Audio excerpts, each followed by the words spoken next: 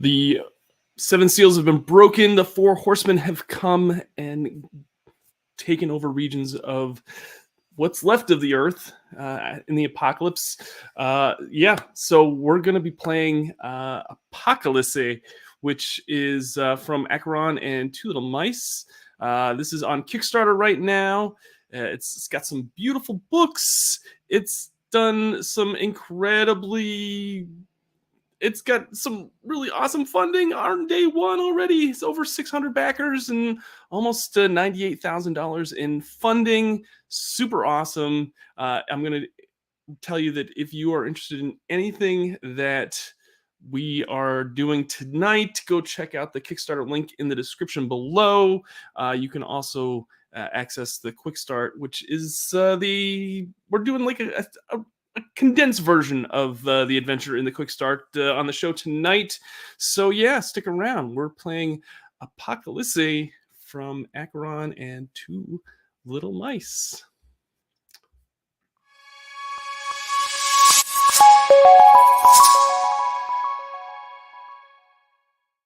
Hey everyone, welcome to Victory Condition Gaming. My name is Doug. Today on the show we're playing Apocalisse, which is from Acheron and Two Little Mice. It's on Kickstarter as of this recording or as of this broadcast. Go check it out. Like I said, go check out the link in the description.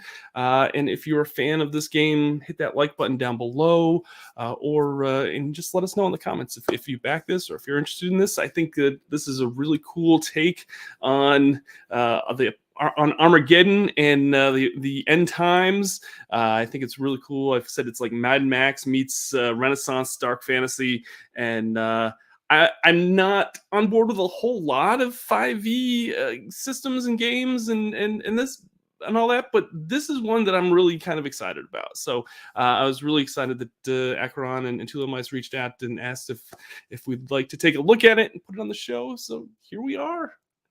So let's just get to it. And I'm going to bring on the cast for the show and our GM, which is Jason. Hello. Jason, thank you so much for coming on and being a part of this tonight. Are you excited about this? I know we did a little video that kind of we did, yes. Start, and if you haven't checked that out, go check that out on the previous video. But after this actual play, of course, we want you to stick around for the actual play. It's just some amazing art in this system and some neat little mechanical tweaks to the 5e system, which I think people are going to really, really dig. Also joining us is M. Hello. Thank you, guys. Thank you so much for joining us tonight and being a part of this. I greatly appreciate it. And of course, you know, it wouldn't be an actual play without my buddy Josh. Josh, thanks for coming on tonight and being a part of this. Always. Very cool. And they let Katie out from behind the cameras to be on. Well, you know, we all know who the real MVP is, so we need to put her in the spotlight. Nothing happens if the buttons don't get pushed. That's right. That's right. So at this point, I think I'm just gonna give the session to you, Jason, and throw it your way, and you can take the ball from here and let us face basketball. Let us face Armageddon. All right. Thank you all for joining us today. Actually, I'm really happy to be able to play a game of this with you all. We're just going to jump right in. Actually, you have all been brought together by the Council of Babylonia, which is the city, the last bastion of humanity in the apocalypse. You have been given a task to locate a seer who has information to a relic that may be of great benefit to Babylonia. You have been basically pushed out the gates in no time flat with very little preparation, very little knowledge. You've been given a guide who has been leading you very effectively past all manner of tragic destruction. The plains of Babylonia outside are a disaster of ruin. When the 4 horsemen came and went, they left the land completely destroyed and reshaped. This is Earth, or it was, and now it is just a ruin. Everywhere you walk, there's destruction. There is no flat ground. There is no verdant plains. There are no livestock. There's no towns, hardly. Just little tiny groups of people you see passing on the roads there, here and there, who are all just trying to eke out an existence. This is a grim and unfriendly world. You've been traveling for several days now, and your guide finally reaches the point where we just saw in the picture and turns to you and says, "My work here is done. You are here," and points to a little crack in the side of the hill that you're standing on and says, "This is your path from here." She basically just turns and abandons you at that point and takes off into the rocks nearby. So you are left with only the choice to go in or do as you like. One of little words, she was. Shall we venture inwards? Em, would you like to introduce your character since Yeah. you spoke first? I would love to. Yeah, I put myself in that position, didn't I? I am playing Leto, who is a bard of the Revelation, I believe it's called. They have some pretty intense abilities. Something that I did not include in my costume is that she has a scar that runs from her eye all the way down to her mouth. A generally dour type of person. She's shrouded in black and carrying a large book that she keeps close to her at all times. Excellent. Josh, you want to go next and introduce your character? Yeah. So tonight I am playing Narissa, a child of the old world. I am a fighter, just, typical Josh character, spirit of ferocity, just gung-ho, ready to slay some things. So, we didn't travel all this way to sit outside this dark hole. Let's go! Excellent. Katie, I'll let you go next if you'd like. Yeah. I'm playing Cassandra, who is a hell-risen wormwood specter. So she's kind of the mysterious, haunted type. And she's got a mask. I didn't have a raven one, so we're going with a double one. That she keeps around with her, and she's just very mysterious, pretty quiet, and sneaky. All right. And I, of course, last but not least, am playing Zephyr. Zephyr is a child of the old world. He is. I'm trying to remember what they actually call this this character. Basically, I'm like a descendant of an angel. So like, one of my family members was an angel, so I'm kind of like half angel or something like that. And I've got this really cool sword called the Blade of Splendor, which I can use as my focus for my sorcerer spells. And it does some pretty cool things. Like when I focus on it, it emits a golden light revealing presence of fiends in the vicinity. So that's pretty cool, I guess. Does a thing, glows, and I've got this like halo around me that emits, kind of this light. And it's more of an aura. Oh, is it? I like to call it a halo. All right. You can call it whatever you want. That's my angel heritage right there. Come on, don't be knocking it on me. I'm not knocking. Jeez. Not yet, anyway. Yeah, no. I'm just kidding with you. But yeah, no, I'm super excited to play Zephyr, which is he's also a child of the old world, which is basically a person. There's child of the old world, and then there's some child of the new world, which is basically someone that was raised in these times or was born in these times. There's people who were born during the apocalypse, people who were around before the apocalypse, and people that came back to life after the apocalypse, because part of the apocalypse was that the dead shall walk the earth again. Yeah. So we got like a Walking Dead situation going on. Yeah, with less Rick Grimes, though. Yeah. Excuse me, I'm very alive. Oh, yeah. I'm not saying anybody who's here is dead currently. No. You when you come back to life, you're not zombie in anything. You're fully alive. So that's me. I'm Zephyr, and I'm excited to get my lighty sword out. And you can hear actually voices coming from within the crack in the side of the hill. Oh, so maybe not really audible. Just you can hear murmurs. And you can make out that there are actual voices. So maybe I should get my sword out, and I take my sword out and I hold it and I focus in it and I focus with it, and Yeah, it emits a golden light, and if there's any, does it let me know if there's any fiends in the vicinity? There are no fiends currently in the vicinity, but I know. now you can see a little further into the cave mouth, though, because you just lit up like a flashlight. Nice. You can actually see people moving just within inside the entry of the crack in the wall. They don't seem to be paying you any mind, other than someone looks at you very briefly in passing as they cross over. No one's really too excited to see you. All right. Well, I'll sheath my sword and walk through the crack. All right. Yeah, keep going. Inside the entry of the cave is a very large chamber littered with tiny offshooting caverns and tunnels. The moment you walk in, people do turn to right and see you, and a little older, not ancient crone-looking woman shuffles forward to you and looks briefly at all of you, lingering a lot on Nerissa before moving on. And she kind of turns her head to one side and is all, "Oh, you've been sent for. We've been waiting for you. You should come and see the Seer." All right, can you take us to the Seer? And she does. She turns and walks away. She leads you downwards into the cavern. You go down probably about 30 or 40 feet in total depth. It's about, a little bit of a half an hour walk kind of thing. And you come out into a very large cavern. And there's a very large table with a really crudely done map of the plains of Armageddon.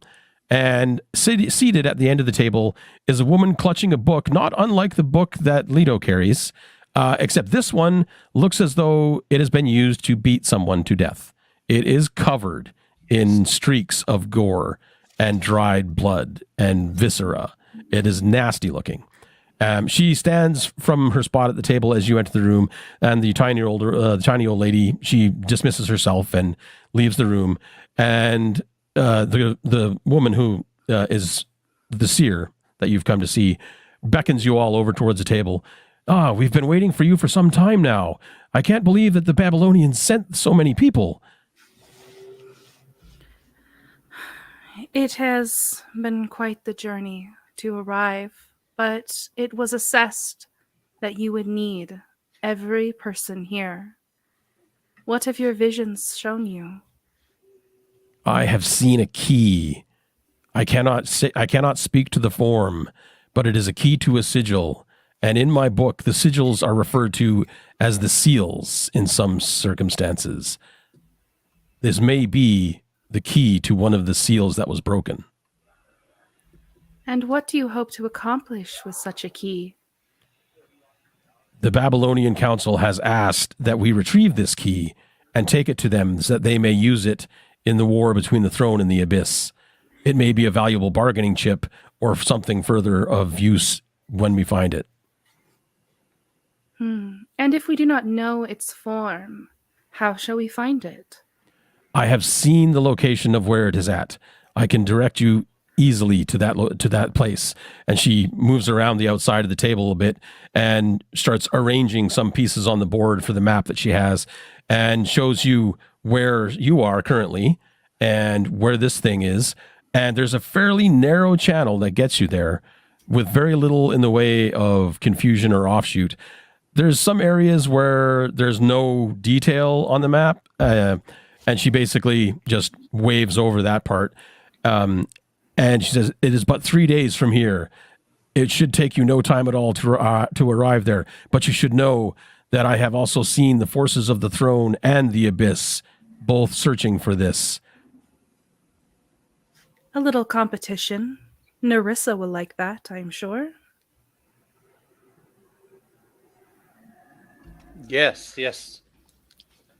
Of course I will. I'm standing here waiting. Why are we talking? Well, it appears we have 3 days more of journeys while fighting 2 forces to get to this mysterious key. Oh, this walking. Everybody give me we're going to call it a survival check, actually. It's a D20 plus your wisdom modifier. Do. I got a 16. Okay. 2. Oh. I got a 3. I got a 13. All right. Zephyr and Leto, you both recognize the symbol that she's drawn on the map, actually. It is for a crypt. Hmm. A crypt. Not mine. A crypt, huh? Is Do this any- the crypt keeper's crypt? No. What I have seen, though, is that it is still sealed, which speaks to something, because after the apocalypse, the dead rose, which means this crypt It's never still opened, sealed. which means there was never anything inside it. Perhaps my That's dark, odd. fated allies know what this crypt is about. Have you ever entered one before? I myself, no, I would never dare.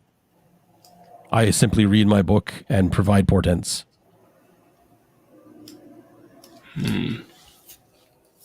Zephyr, you knew the symbol of a crypt. Do you know anything further? Let's see here. It did say something that I knew when I attempt to learn or recall a piece of lore. This is one of my traits. If he does not know the information, he often knows where or from whom he can obtain it. So, what does that mean? So that means that I can figure it out. You have encountered several of these crypts in your time. None of them had anything inside. Few of them had valuables. Most of them did not. All of them were weirdly placed and unusual in their location, as if something was to be done with them, but never was. All right. Interesting. So this one has not been disturbed at all. No. That's unusual. As you know from past experience, most crypts after the apocalypse burst open, disgorging their contents. And for one not to have is unusual for the most part, in that it's just, why build a crypt if you're not going to put anything in it? There must be something in there, though. Wow. Just not dead people. Just not dead people. So there's got to be something valuable if it's still locked or sealed. You would think. That makes And sense. I mean, strangely, none of the forces of the throne or the abyss have been able to locate it either.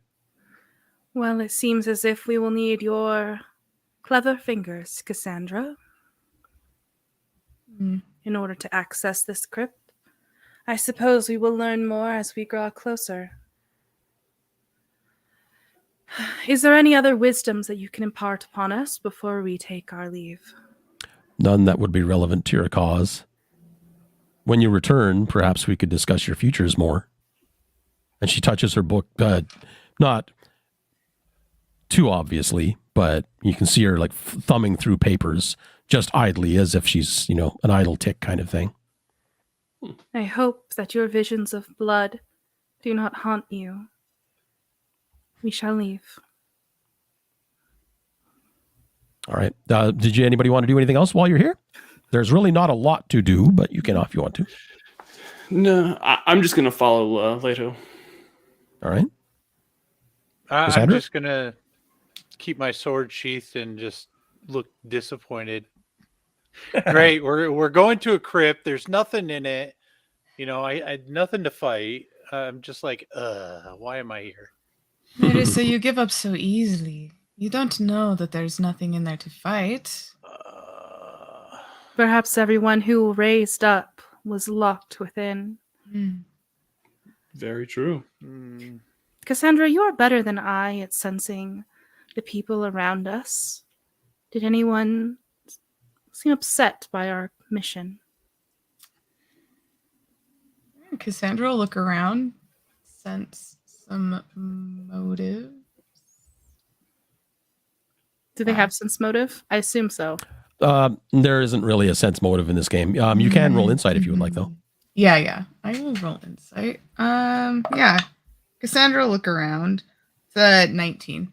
Ooh. You can tell just from a little conversation that you've had with the seer that she is terrified of something. She is holding it in very well. The nervous tick would be the only hint that she ever gave of it. She's very concerned over something to do with this key. But other than that, you can't really tell for sure. But definitely some fear in her. Cassandra will put her hands behind her back and like do a respectful step back and like everyone else come this way, away from the seer. Oh, she's not really paying too much attention to you she's anymore. not. No. She still draws him away a little bit. Okay. She's worried about something within the crypt. Terrified, even. Perhaps there is more she did not share. Hmm. Is this an answer for words or violence? I don't know that we need to resort to violence yet. Pointed look at Nerissa. I'm just kind of leaning up against the wall, like, yeah. Okay. Then I will press her for an answer, and if she gives none, we shall leave. Great plan. Stay here, and I will be back shortly. How would you like to press her for information? So I'm going to go up to her, and I'm going to very slowly set my book of Revelation on the table and flip through a few pages. And to say, there are often times when the things that are revealed to us are beyond our knowledge. And I feel as if you have something that you are loath to say. Would you share it with one of your kind? And I would like to roll a persuasion. You go right ahead. All right, that's not bad. I rolled an 11, and my persuasion is a 5, 16. Yeah, 16. She looks at you briefly and is very interested in your book, actually. As you're flipping through pages, she's just like, no, slow down, because she wants to read. She sort of takes you aside, actually, on the other side of the table and leans in conspiratorial. I can't say the word. She's going to speak quietly. Mm-hmm. There was one aspect. This key to the sigil could be the key to the seal that released war, and it is in war's domain. This is something that could turn the tide for the city of Babylonia if you should find it. But others will be seeking this, and they will be powerful.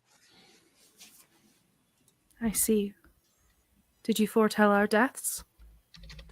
Strangely, no.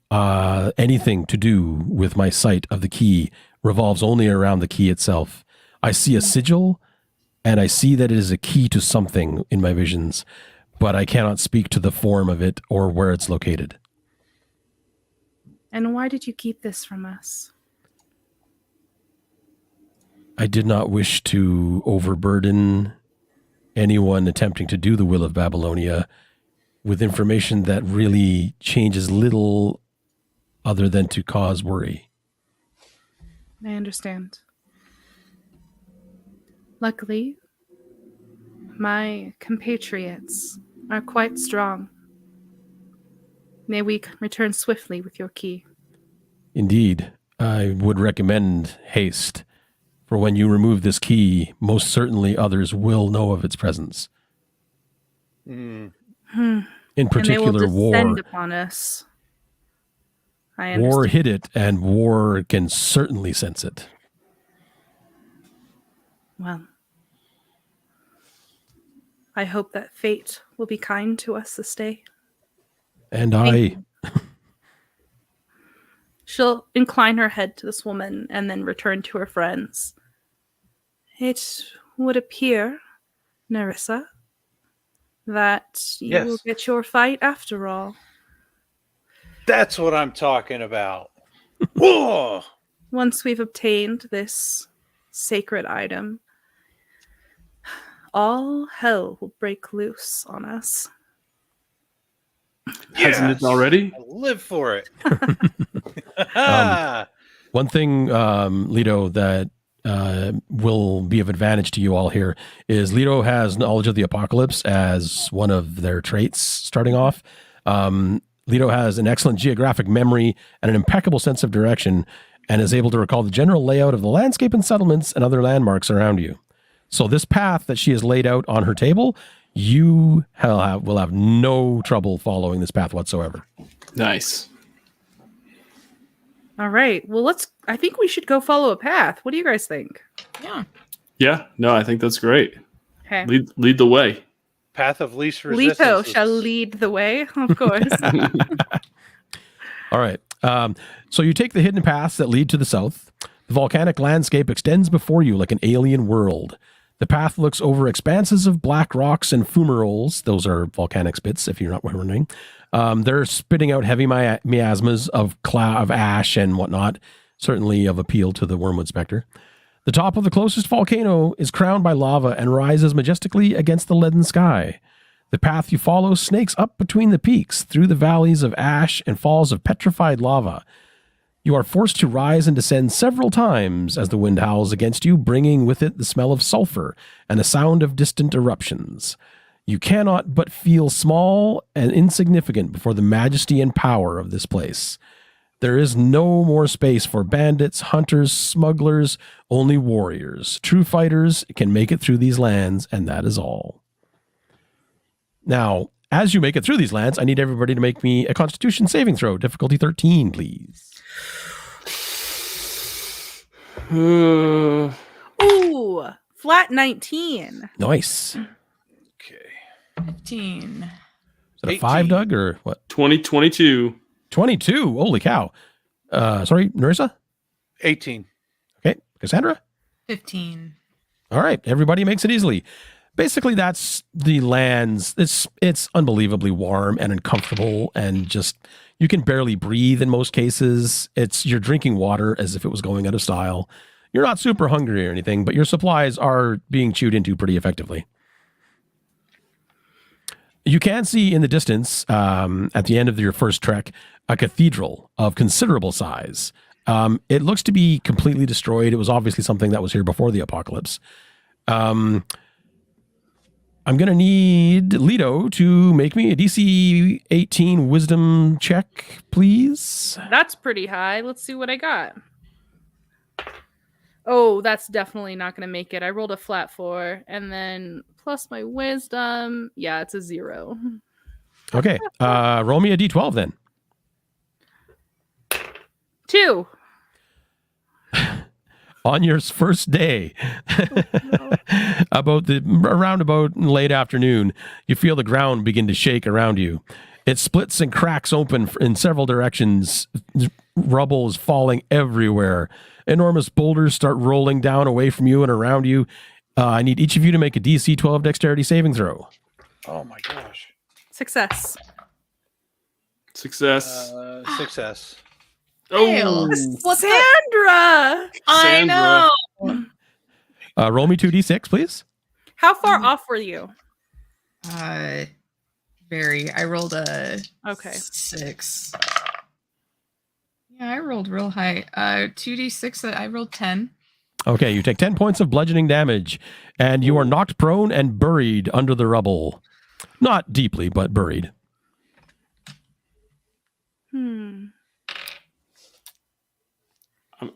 I'm going to start digging Cassandra out. Yeah, I'm gonna.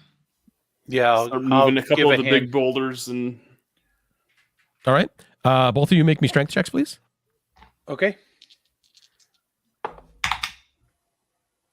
18. Plus 40, 17. All right.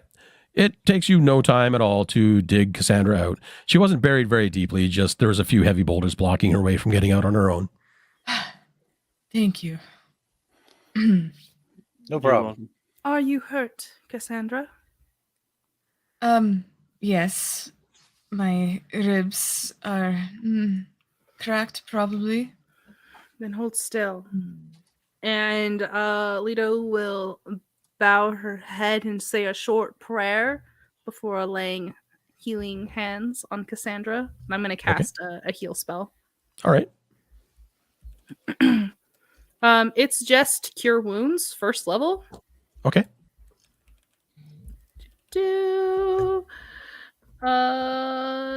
Let's see here. I'm gonna be 1d8 rolling plus your spellcasting 1d8. modifier. Thank you. I have every type of dice out here instead of a D. Oh, there we go. All right, that's pretty good. 6 plus my spellcasting modifier of, I believe, 3. Not bad. Ooh, negates almost all of it. Yep, 3. Perfect. All right. Thank Nothing you, eventful Vito. happens for the rest of the day other than the fact that you probably need to get Cassandra some cleaning. The dirt is fine. You cannot make an effective camp, actually, in this area. So while you will camp for the night, you will not gain the benefits of any sort of a long rest. So no regained hit points, no regained spells, nothing like that. Rough. It's just, Okay. it's far too uncomfortable in this That's- region for you to do anything with it. Who invited this GM?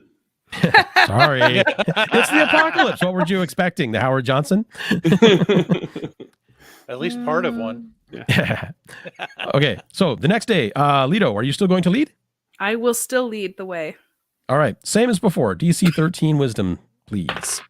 Easy peasy. Done. All righty. The second day, absolutely nothing eventful happens. You move very quickly and easily through the lava fields and the fumaroles. It's, again, uncomfortable and hot, and nobody really wants to be here at all. Well, for Perhaps yourself. Narissa. Some people. I mean, it would be excellent hiding terrain for the Wormwood Spectre, that's for sure. It's true.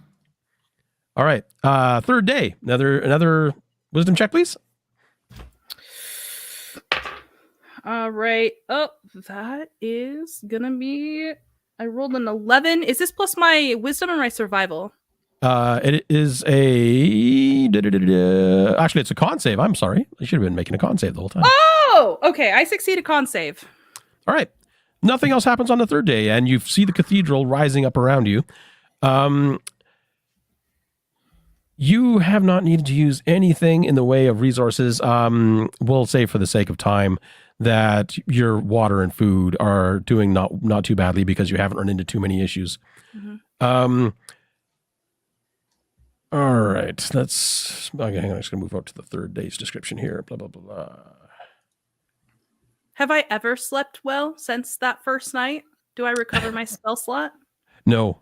Okay. You don't recover anything. You can barely, and none of you barely sleep. Mhm. It's just that uncomfortable, and the constant cracking of the earth and lava and bubbling like ash everywhere. It's impossible to rest comfortably at all. Yeah, I would imagine, with the volcanoes and stuff like that, we'd be breathing that in, so it would be hard just to even moving. talk. Yeah. Yeah. It reminds me of a place I used to be. That's weird and cryptic. Do you care to expand, Cassandra? I'm risen. Hmm. From, hell. Ah, Oh, yeah. how was that for you? Terrible. Painful. Many demons. It was not fun. Hmm. Doesn't sound like that would be. No. Well, bet some of Narissa's us dream entertained. of that day. I was going to say, Narissa's entertained by the story. Some of us dream of that day. To Cassandra rule it. would tell Narissa a few, battles, random violent stories, because, seems like Narissa's jam. Yeah, absolutely. This one time. I'd boot Lucifer off that throne. Confidence. All right. The evening of the fourth day, as you reach the area that the cathedral is built into the side of another mountain, actually, another lava mountain, the celestial clash between angels and demons seems to have escalated in brutality. Their collective unleashed fury lights up the heavens during the night as the two factions fight for control over the fate of the world. The angels, with their white and gold wings and swords of blazing lights, are trained and methodic fighters. The demons, on the other hand, are devoured by frenzy. Horns and black wings and lashing tails join their infernal weapons in a vortex of powerful yet uncoordinated blows. The sky is lit up by lightning and explosions that otherworldly powers call to their aid in a blinding, deafening clash. None of you know what has started this particular battle. Maybe you never will. You only hear endless, glorious, angelic choirs among the clouds as the demons yell, roar, and face off against the celestial voices with their abyssal blasphemies.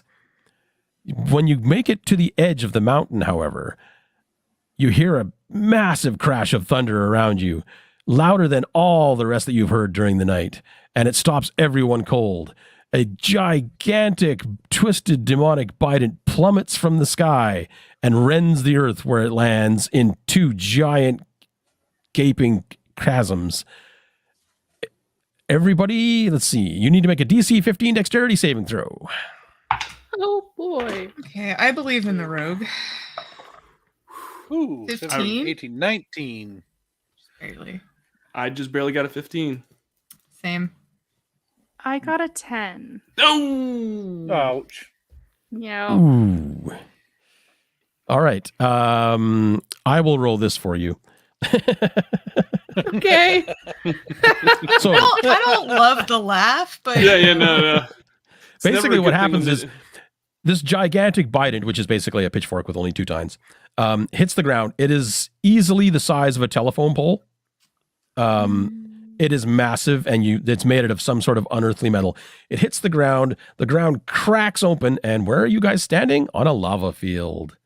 Oh no. So the ground splits apart, and you can see the glow of the lava rising up, and you lose your footing and start sliding down. And you take 11 points of fire damage on your way down. Okay. Can I rush to grab her? You can try to grab her before she hits the lava, but not before she takes the damage. Damage? Okay. Damage. Damage. Yeah, I Come don't on. want her to get the. I don't want her to go any further. So Your what would you Cassandra like will me to help roll? Narissa. Roll me acrobatics, actually. okay. I think I get a bonus for that. Yep, big bonus. That's 16, 17, 18, 19, 20. Oh, yeah. You leap down into the crater after, slam your sword into the side, all badass like, reach out and grab Leto's hand before they get any further down. They're a little bit battered and bruised, but otherwise unharmed. Okay, not cooking in the lava is good. No, you're well away from the lava. It is no longer a threat to you. Are you all right, Leto? A bit worse for wear, but it was foretold that, well, she did not see our deaths, so I believed that you would save. When you get back to the edge where you fell in, you look up into the sky and you can see other like flaming balls of wreckage and debris, weapons, armor, like gigantic chunks from the battle above you. It We is need starting to move land quickly. all around you. It is getting very dangerous to be out here. You are near the edge of the mountain, though, and there are several little areas, nooks and crannies, holes in the side of the mountain that you could dodge into for cover if you like. Yeah, I'd say as we're Yeah. We you know should take cover. at a quick pace, Absolutely. we dodge into little coves and stuff like that. Take cover wherever we can as we're making our way across. All right. I won't have you make any rolls for that. While you are dodging about and avoiding the debris, though, you do come across a group of people who are looking out at you out of the opening of one of the caves and beckoning you to come inside. They are dirty and disheveled and covered in ash, and they look to be on their last legs. Okay. Nope, cannibals. I think we could handle them. They're if we needed to. dirty. It's the apocalypse. People eat people. We are dirty, Narissa. Fair point. And Speak as for- the speak saying for goes, yourself. Yeah. That's Yeah. natural essence right there. I believe the saying is beggars can't be choosers. Lita just completely skips over the sniffing of the armpit, Yeah. does not engage, and just is like, despite your wisdom, perhaps we should still take cover. And she's gonna hurry that way. So yeah, I'm gonna walk that way too. Also, I guess I didn't read my blade of splendor correctly. It actually just glows whenever a fiend is within 120 feet. It does, yes. You don't have to Yeah. concentrate on it. Yeah, no, I don't have to. I just thought it was a cool moment, so I Yeah. let you go with it. Thanks. Yeah, no. So does my blade glow at all? Not currently, no. All right. So yeah, so I'll follow Leto and. All right, Cassandra and Narissa, you're going to go in as well? Oh, yeah. I'm going to Yeah. keep going forward. Okay. So Narissa wanders a little bit ahead. When you guys are inside the cave, Zephyr, roll me a d10. D10. D10, there it is right there. 4. All right.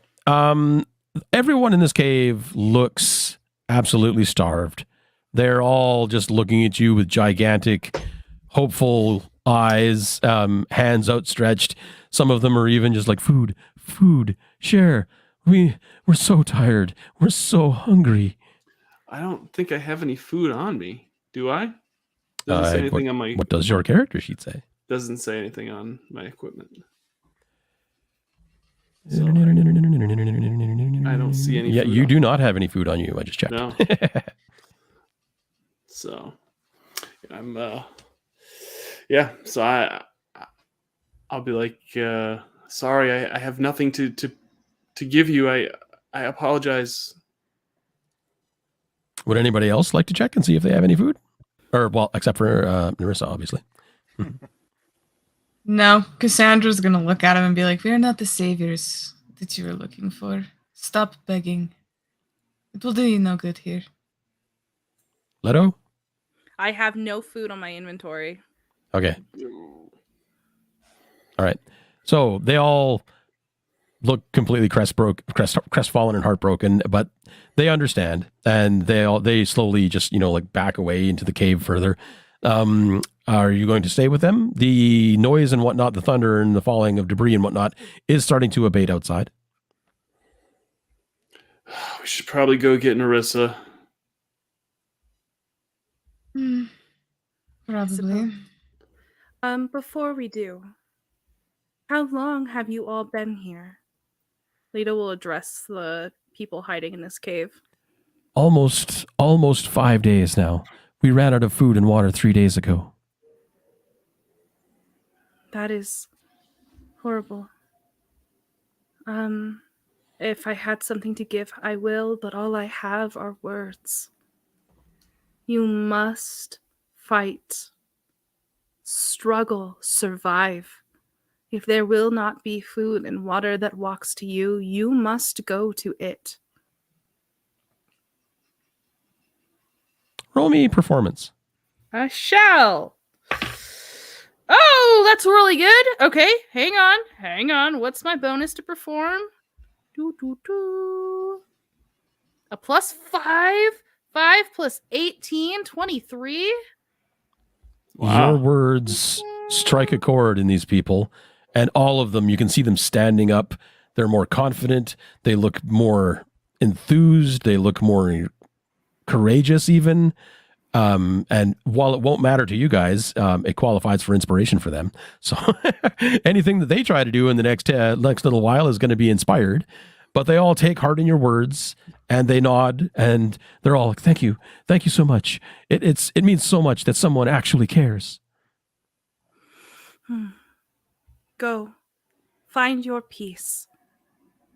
While they are all shuffling around past you, one of them approaches and says, "There's a way out the back if you'd like to go further.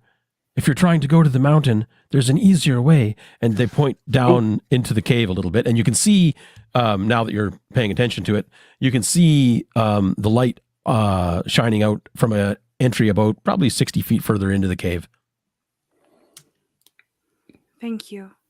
You do not know what you have done for the future. I insight check this statement that's Of course you totally can. true. That is a 16. It is definitely authentic. Oh, nice. Okay. Authentic is good. Now the issue is Narissa has wandered off. Yeah, like this is what I'm happens okay. I'm with fine. Narissa. Everything's fine. I will go find Nerissa. You should do that, and while you do, I will pray and heal myself. Hmm. Okay. Cassandra waves off the praying and I'll go. I'll go with Cassandra to go get Nerissa because, yeah. All right. You weren't running or anything, are you, Nerissa? You're just making your way like you were before? Yeah. Same Okay. way. All right. So Nerissa hasn't gotten remarkably far. You were only in the cave for a few minutes speaking to these people. You can see them in the distance. Zephyr, Yes.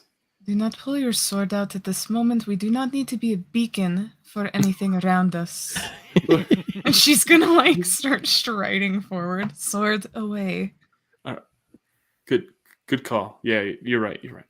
Are you trying to be stealthy in this instance? Or? Yes, I am. Mm-hmm. Okay.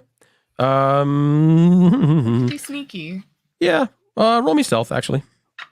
From both of us? And you as well, Xavier. Okay. That is an +5, 18. Okay. Mine is a 15. Fair enough. You both creep pretty effectively through the ruins, dodging the occasional rock tumble and stuff like that, but you catch up to Nerissa fairly quickly. Roll me a perception check, Nerissa. Sure. Perception.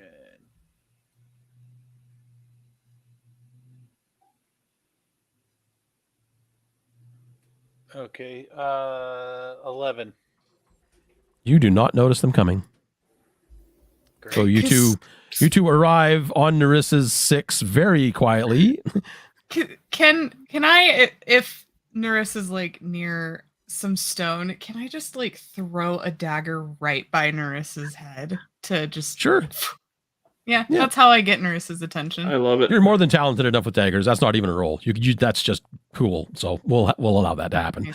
That's how a I get dagger Nerissa's goes attention. zipping past to clink into the to some dirt a little bit ahead of you.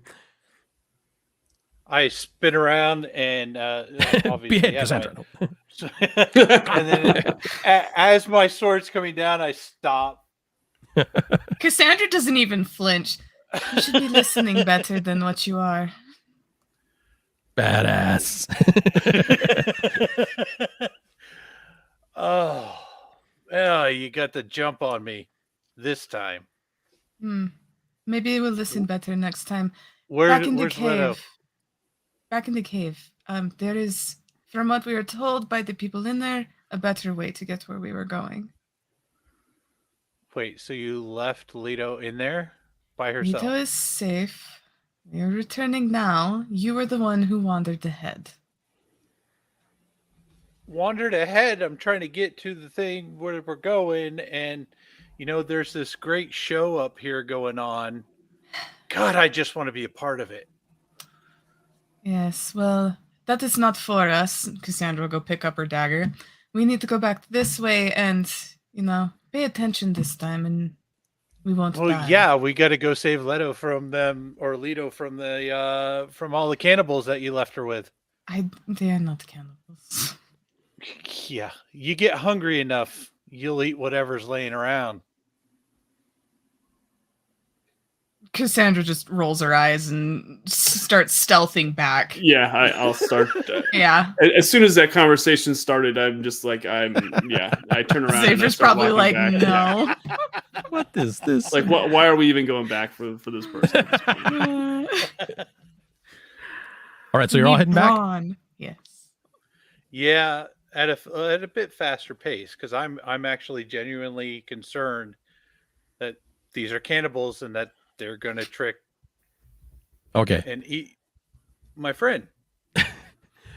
Okay, so Nerissa jogs past Zephyr and Cassandra, who are being careful, and arrives at the cave mouth a little bit earlier than anyone, and Leto is sitting calmly, surrounded by the people who are absolutely enamored of them right now. Did you do your healing, Leto? I did. I Okay. rolled, and I'm up to a total of 25 out of 27. Nice. Okay. Nice. So they're all just sitting there and listening to whatever Leto was doing because they're absolutely fascinated. When you arrive in the cave mouth, Nerissa, I'm assuming you still have your sword out. Oh, yeah. As if prepared to kill a cannibal or two. Absolutely. So they all scatter away from Leto as soon as you come barging into the cave mouth. But other than that, they just, they're just like, holy, oh my, wah, no. Be Okay. at peace. Peace. Are you okay? Did they bite you? Are you scratched? Are you hurt? Grace has dictated that I am not hurt by these lost souls. Wait, who's Grace? Did Grace bite you? Nerissa, you never fail to bring a Which smile one of to you my are Grace? They're all cowering while you're waving your sword around. Oh my. These Can we are come all back the lost now? souls. Yeah, you two arrive in the cave mouth shortly thereafter to see Nerissa brandishing a weapon, yelling for someone named Grace. Cassandra looks at Zephyr. Why? Why is this person the way they are? And seeing all of them cower and back away, I'm just gonna I be kind like, of I stand up and I go, oh. But I'm still in the back of my mind. I'm going, they're still cannibals. I don't care what they say. I'm not sleeping next to these people. So I'm going to be very leery of anyone that's not within our group. Okay, that's fair. What are the rest of you going to do? I'm going to join Leto and be like, and ask them if they are all set and if we can proceed out the back of this tunnel. I believe that I am, though I must warn you, my well of spells is already drawing low. I do not think we will get a rest before we continue, but perhaps we could take a short breath if that would be of benefit to anyone else. You are Okay. more than able to take a short rest in here if you would like.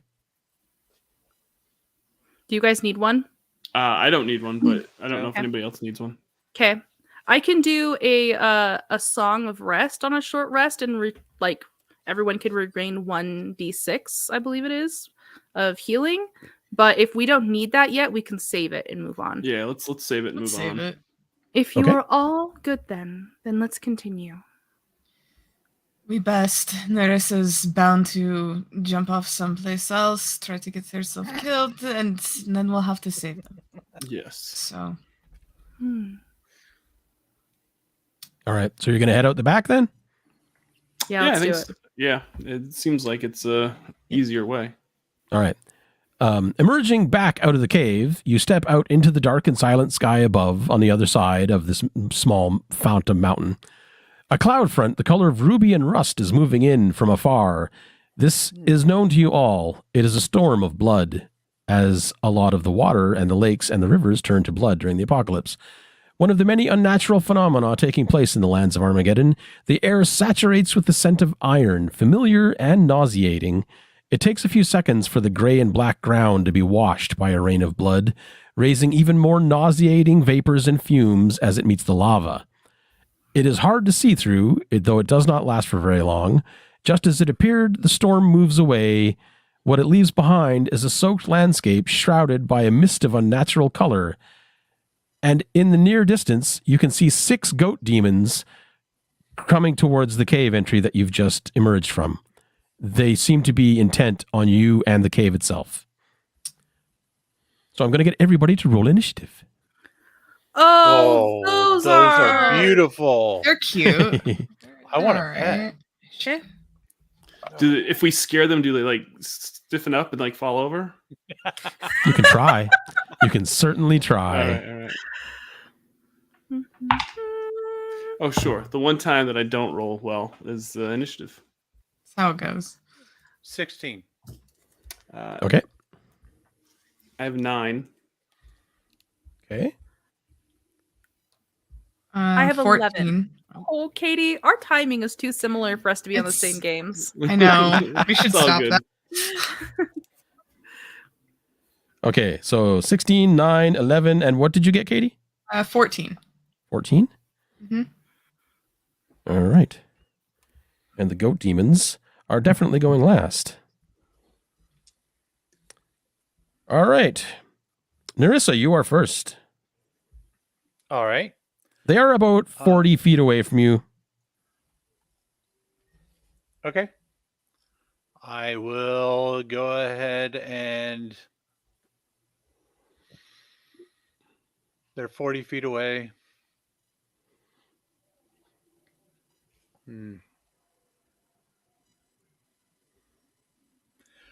I will pull out my crossbow and shoot.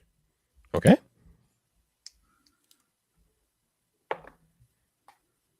$19. That is a hit. Okay. Find my D8. 6, 7, 8 points of damage. All right. The crossbow bolt chunks into the thing's shoulder and it just rears back, and they've seen you in full now. They see that you have weapons and they all start to just howl in weird goatish noises like "Ah!" That's awesome. And it impresses them to move even faster. And that takes us to Cassandra. Mm-hmm. Sandra will pull out her short bow. Okay. And fire. Take careful aim. Maybe. How's a 16? That's a hit. Are you shooting in a new one or the one that Nerissa I'm shot gonna at? lay into the one that Nerissa. Better to just focus on one at a time. 7 damage. Alrighty. It staggers and stumbles a little bit. The arrow sticking out of its lower gut, just clutches its gut, but it seems more angry than anything else. And weirdly, it leaps upon a rock face next to it and clings perfectly well. Its tiny little goat hooves are more than capable of carrying it along walls. It's a hard pass for me, Jason. Of course. What? Mhm. It's so scary. It's Well, they're goats. so scary. All right. That takes us to you, Leto. I think that Leto will draw a sharp breath at this horrific figure, and they'll be like, "You must gird yourself not only with iron and wood, but with bravery. Stand strong against this evil." I'm doing Bardic Inspiration as a bonus action. All right. Everybody gets 1d6 inspiration. And then I will, as my final action, pull out a short bow. Okay. And that is the end of Leto's turn. We go to Zephyr. I'm going to. So there's one that's hanging up on the rocks up above, like Yeah. away from everyone. They're all about 40 feet away. One of them is just split off. It's all about 10 feet apart from the other ones. I want to cast Firebolt at it, Okay. and so that's what I'm going to do. And maybe I'll make it like fall down off the side of the cliff. It's on a cliff, you said? It's like clinging to the side of a wall. It's Yeah. about like 8 feet off the ground. Yeah, I'm gonna try to knock it off of there and maybe Okay. do some damage to it. That is a 12. That does not hit. So it impacts the stone nearby and just blows a chunk off the rock and sizzles. The goat's just like, "Ah, What is it like again? ah." Somebody please. That's put that. art. That's art, yeah. All right, so the goats go next. They all rush forward towards you. They don't have the movement to make it to you in one round, but they're now about 15 feet away. So they're going to rush forward again and arrive at your doorstep, but they are unable to do anything when they arrive. The wounded one is going to hang back a little bit. It's going to get in behind its goatly brethren, I guess. And all of them are just like it's just a cacophony of just like you can't hear a thing. And that takes us back to Nerissa. Okay. I'm going to switch to my sword Okay. and swing with that.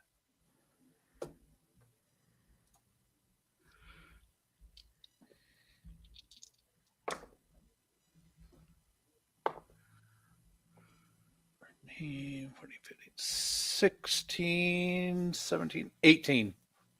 To hit or damage? To hit. Okay, you definitely hit it. Are you going to try and shoulder your way through the line to get to the other one? Or are you going to pick a new one?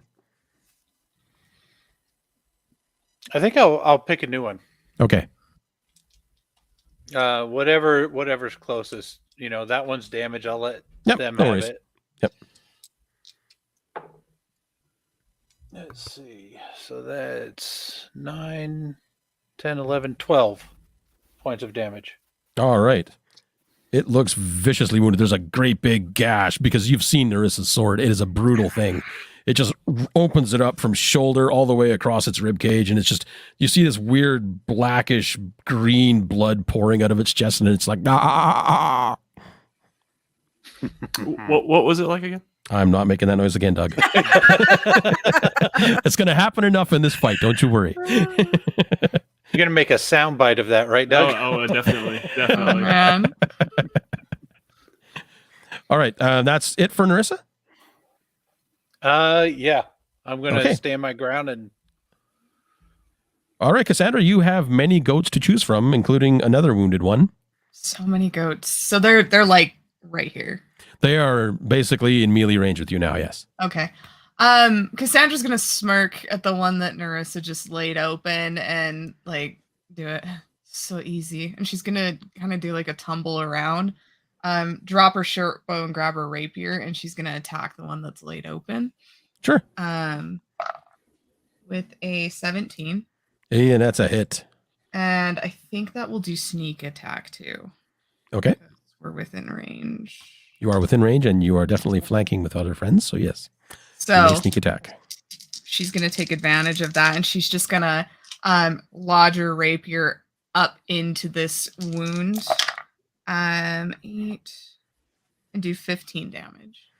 All right. It lances up through the wound, and it literally skewers all the way through the goat, pops out the back, and it just, you can see its crazy long tongue just like shivers into stiffness for a second. It goes, and collapses forward onto you.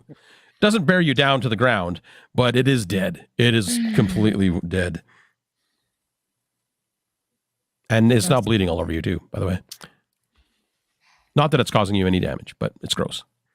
This is disgusting. She like kind of rolls to the side so the thing rolls off of her. Gross. Lucky. Sandra All just right. like does a twirl with her rapier. Leto, it's your turn. Oh yeah. Oh. Go ahead. No, sorry. We swapped characters for 1 second. Yep. So Leto is going to take a step backwards so that Okay. she's not on the front line of this. Mhm. That's short bow. And then I'm going to take a shot at the one that was hurt already. Okay. When you take a step back, that's technically disengaging, so he's going to get a Okay. swing at you. Sounds good. What's your armor class? What a good question. I'm pretty sure it's like 80, but I'll double check just 80? for you. Wow. Is that 80 That's minus like impressive. 76? I think it was the number that you missed. No, it's a 14. And, actually, it does miss. It lunges forward and it just swings past you with its horns. It looks like it would have probably done a significant amount of damage to you if you had actually hit, because their horns are like that thick around, like huge. Okay. But it misses you. So go ahead and take your attack. Ooh, that's not very good. I rolled a 6 plus my attack with the short bow of 5. That's 11. I think I'm going to use my bardic inspiration. Okay. Roll your d6. I rolled a 5. Excellent. You hit. Amazing. Let's do some damage. All right. It looks like I do a d6 plus 3 with my bow. I rolled Mhm. another 5. So Nice. 8 damage. All right, then. It reels from the blow, and I'm not making that noise again right now because I don't want you to get bored of it. But it I would reels never, backwards. Jason. It's like stuck. The arrow's like lodged in its hip because it lunged at you, and then you step back and shot at it, and it like clutches its side for a second, and it's just like ah. And that is going to take us to Zephyr. So there's 3 still remaining. There are 5 still remaining, actually. There's 5 remaining. Nice try. And are they all fairly close? They're like right up front to us, right? They're all pretty much in melee range. Yeah, they can swing at you with melee weapons now. Okay. So can I do... I'm wondering if I could do Thunder Wave and push them all back.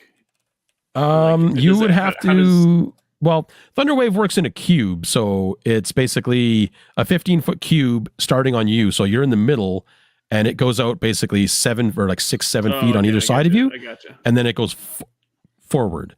So you could do it, but I'm going to say that probably Cassandra. Well, actually, all three of you guys would have to make a save as well, just to dodge it, not to. No, I don't want to do that. I'll just use my Blade of Splendor. I'll take my blade out, which I'm assuming is glowing at this point. Oh yes, it is very much. It's just like a neon sign at this point, and I'm just gonna start, slashing. Wade into him. Yeah. Ugh. That didn't sound encouraging. That's a 6. That is not a hit, Doug. That is not. All right, so now we go to the goats. All right, so the one that Zafir just took a swing at is going to lunge forward and try to headbutt him. And that is definitely a hit. And that is going to do, let's see, D6 plus 2. That's going to do 7 points of damage. And then it is going to try and bite you while it's clawing at you, but that's a miss. That's me? Yeah, that's you. All right. So that one missed you. The one that just got shot with the arrow is going to take a swing at Leto and miss, and it's going to try and bite, and that is a hit. It's biting me? I thought I was far enough biting back. you. Oh, it lunged forward. You're not back enough out of melee. It can move and attack. Fair enough. Yeah, that so makes that's going to do 5 points of damage from a bite. Oh, okay. And it is a very slobbery bite. Of course it's not. It is. And you can see, what are you wearing for armor, Leto? Leather armor and then dark drapes on top of that. You can see the leather is starting to smolder where the bite and the slobber is. It's literally starting to pit and eat away at the armor. And it's going to do an extra 1 point of acid damage. Ooh, I have something about acid damage. Do you? I'm resistant to acid damage. You are, yes. So that's going to negate it. Cool. Because resistance is halved. Mm-hmm. All right. Okay, next goat demon is going to take a swing at Nerissa and miss, and then it's going to try and bite you. What's Nerissa's armor class? Nerissa's armor class is... Also 80. Impressive. 15. That is a miss as well. All right, and let's see. We got one more. The wounded one that was in the back that hung back is going to try and take a swing and misses, and it's going to step forward into the line, and then it is going to explode. That seems rude. It's an ability they have called heinous immolation. Yeah, so we have. Wait a minute. Okay. So they're exploding acid demon goats? Basically, yes. Okay, I'm going to need, let's see, where were we in the line? Apocalypse, man. Yeah. I'm going to need Cassandra and Zephyr to both make me a dexterity 12 saving throw. That's easy. So easy. Katie, you don't say that before you roll. It's too late. 21. Okay. It's so easy. You make it. Yep, I made it. You made it? Okay. Yep.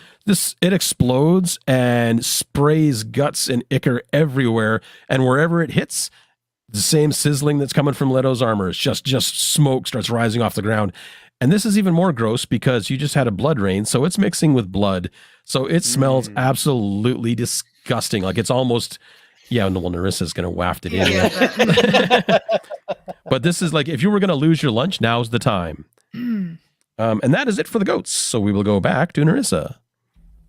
Yeah, I'm going to stab the one that tried to bite me. Woohoo! Nat 20. Oh, okay.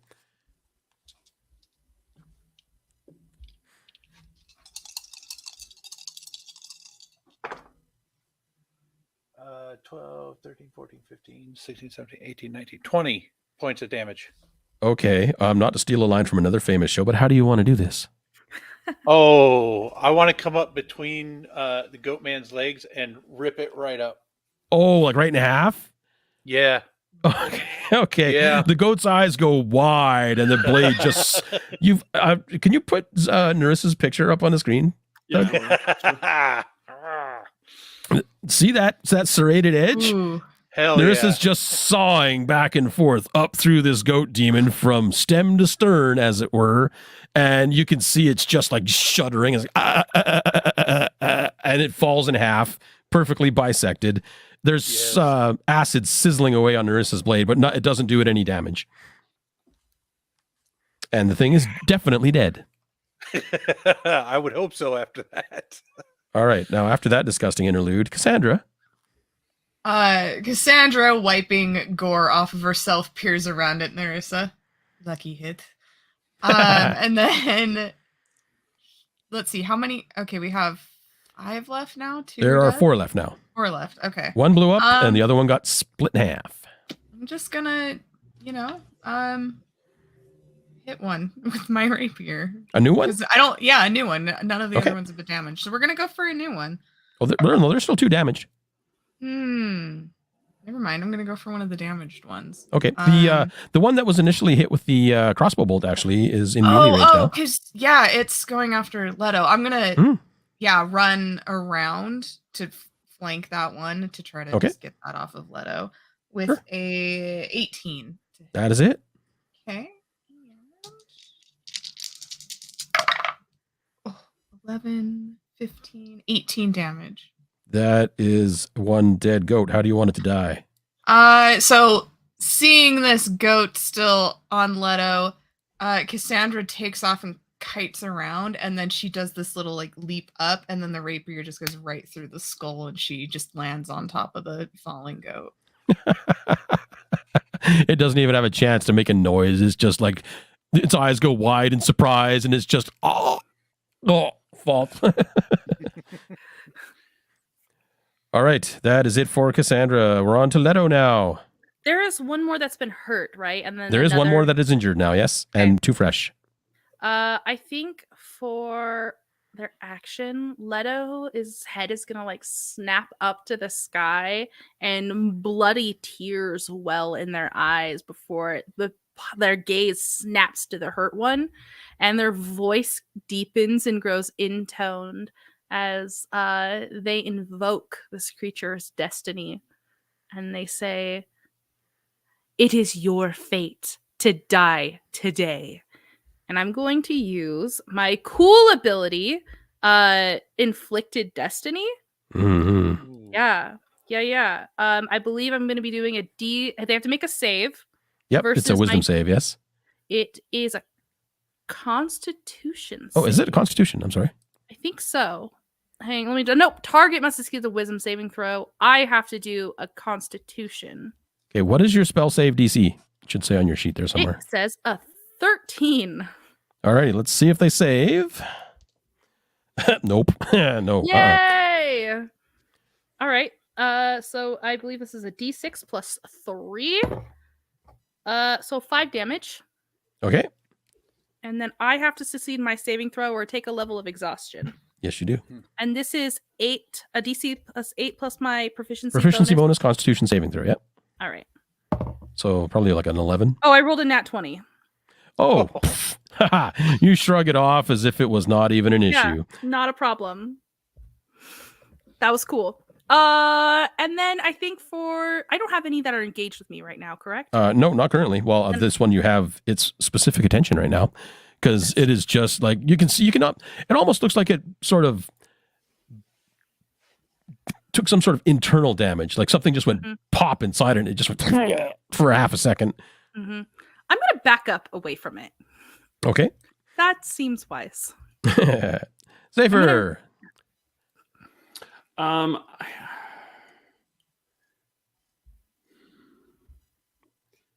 I'm wondering if I have one like right in front of me.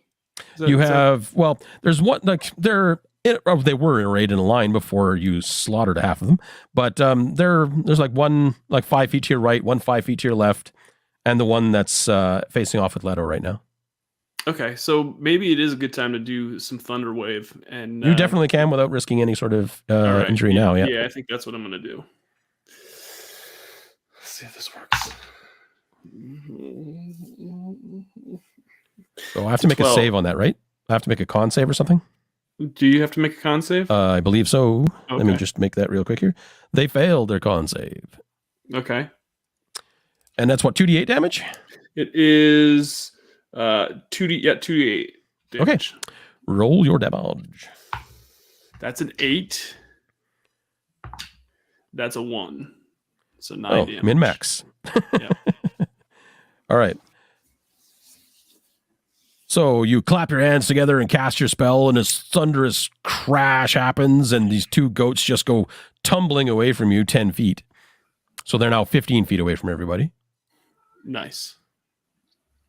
And that is it for Zephyr. That means it's the goat's turn. Now, does Thunder Wave knock them prone? Let me make sure. I think it does. Push away, discuss wave. No, it just says 10 feet away. So, okay, they're still standing. Oh. All right. All right. So the two that you pushed away are going to rush at you. They're going to use their ram attack. Not like the car company, but just a ram attack. All right. That's a miss. What's your armor class, Zephyr? 16. Okay. It's plus 4 is 14. Okay. So the two of them come rushing towards you. One of them manages to clip you. And let's see. It does 5 points of damage to you. And you have to make a DC 13 strength save for me. Yeah. That is a 14. All right. So, yeah. You get staggered backwards, but you don't fall. That's what happens if you don't. You get knocked prone. And that is it for them, because they can only do that one action on their round. And the other wounded one that's in front of Leto, who is trying to figure out what the heck you just did to it and didn't like you questioning its destiny. Thank you very much. Yeah. It leans in, tries to bite you, and misses wildly. And then it tries with its claws. Oh, that's a hit, though. And that will do... that's 9 points of damage. Ouch. Now, this is the one that I moved away from, right? Yes. Okay. Not far enough to disengage, but far enough that it could do anything to you that round. Got it. But it is now back in melee with you. You said 9? 9 points. Yeah, Okay. that's a rough bite. So is And there only the 3 acid- left? There's 3 left, yeah. And the acid damage did nothing again because I rolled poorly. And that takes us back to Nerissa. Okay. Let me go help Zephyr. Zephyr approves. He's like, bring it. All right. 19. That is a hit.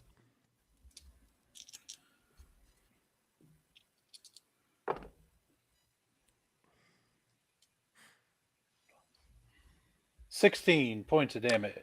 How do you want that one to die? I would like to decapitate it. Oh, okay. Zephyr's sword just cleanly slices right through the neck. I figured it was fitting because it used its head to butt him. So now, Nice. Oh, Yeah. you know what I mean? I approve. I approve. You cannot butt something if it doesn't have a head. Exactly. All right. Cassandra, you have 2 remaining. One in front of Leto and one in front of Zephyr. Yeah, I'm gonna go help Leto again. You have to stop making them angry. And she's definitely not trying to outcool Nerissa at all, because that's not a thing. It's not a competition. It's not a competition. That's an 11. I still have Bardic Inspiration, right? You do. You may use it if you like. I'm gonna use it because that's definitely. Oh, that's better.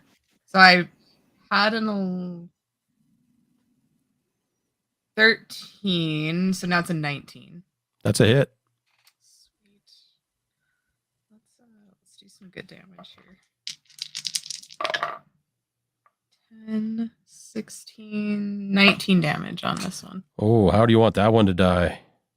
So she tells Leto that they should stop making these things angry, and then it comes in and it comes up behind this one and it just slits its throat. Doesn't decapitate, but it's definitely a quick slit across the throat and a wipe on the pants afterwards. Okay, so you slit its throat and the blood just comes spraying out and it lands like inches from Leto's feet and it's sizzling away on the rocks. And when you wipe it off on your pants, you remember that their blood is acidic. At least you didn't lick the blade. Yeah. That would have been weird. That would have probably made it difficult to swallow for a few days. But yeah, it crumples to the ground just like completely lifeless. Just, and you have one remaining, and it is now Leto's turn. The one in front of you is dead, but the one in front of Zephyr is very much alive. Okay. I'm going to shoot it with my short bow, Okay. which I still have in my hands. Let's see. I rolled an 11 plus my short bow bonus. Come on. Of 5. 16. That's a hit. D6 plus 3 damage. We've got 6 damage incoming. So total? Okay, cool. Yeah, I'm not a very good fighter, unfortunately. You're a wordsmith. I'm a wordsmith, and then I'm going to again retreat, hopefully far enough where it's not going to come after me, and just gripping the place where I was slashed with the claws. She's Okay. bleeding pretty profusely. Get behind Alrighty. Cassandra. All right, Zephyr, it's your turn. You have one left. It is standing in front of you, very wounded now, with an arrow sticking out of its torso. I'm going to take my glowing blade of splendor. Not Splenda. That's a totally different thing. That's a sweetener. Yeah. And I'm going to try to charge and pierce its heart. Okay. That's what I'm going to Roll me a hit. That is a 20. Okay, roll me some damage. All right, so it's what is it? 1d6 plus 3. So it's 2. So that's 5 damage normally. Did you double the dice roll? I did not yet. So that's what is that? That's 4 plus 3, that's 7. What did you roll on the dice? I roll a 2. Oh, I'm sorry. I was expecting more. Yeah, so was I. Okay. That awkward Jason! moment. When you were Thanks. I'm Jason. sorry. He rolled Thanks, a 20. I Jason. was expecting glorious death for the goat I man. was hoping too. Okay, so you lunge forward and you ram your I used ram in a goat thing, sorry. You ram your sword into its chest and it pierces like a quarter of an inch. And you realize I'm a sorcerer, not a fighter. So your sword is like literally, it's right there. It's right where its heart should be. And you're just like, it won't go in. It is still alive, unfortunately. Dang it. All right. And now it is the goat's turn. So it looks you in the eye and it's all, and you can see it start to swell and it explodes with its heinous immolation. So you have to make me a DC 12 saving throw.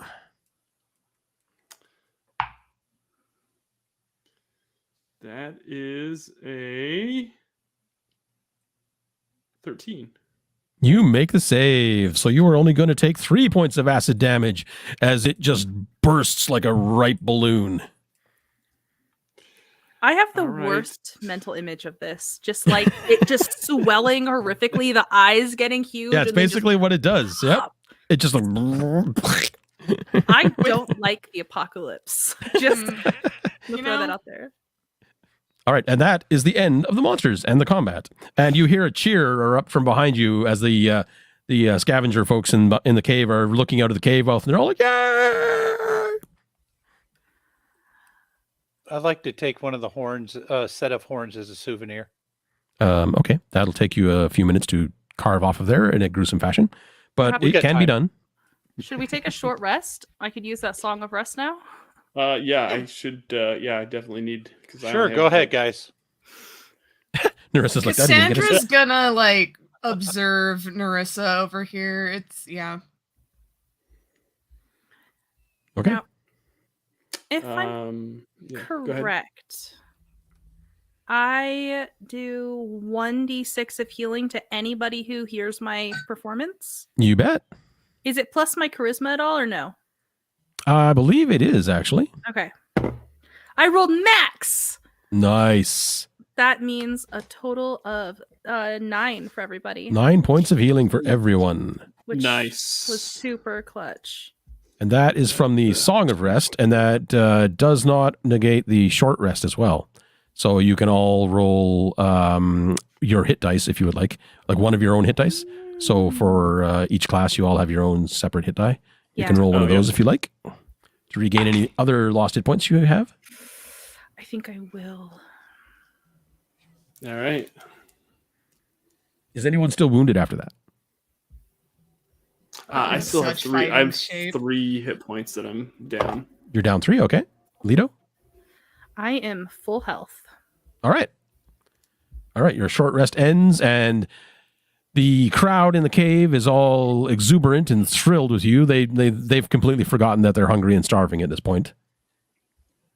They're all excited. One of them does approach Leto and asks if the way back might be safe. They would like to get the heck out of here.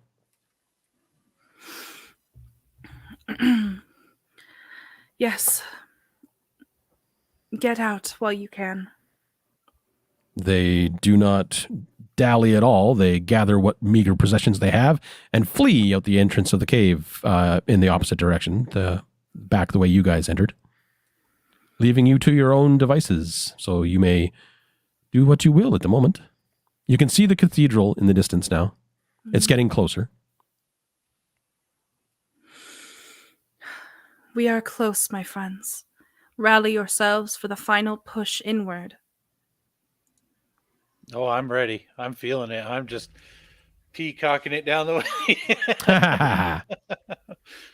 This is what Nerissa came for. All right, so you're going to head out? Yeah, let's head. Yeah, I think so. Yeah. All right. How was everyone's health again? Just to double check. I'm just down 3 Oh. hit points. 3. Okay, cool. Cool. 'Tis but a scratch. What a scratch. All right. At the center of the valley that you are approaching is an ancient settlement of the old world, completely ruined, of which no one remembers the name. It sits atop a blackened tuft of hillock, which is a small hill. I don't know why they call it a hillock.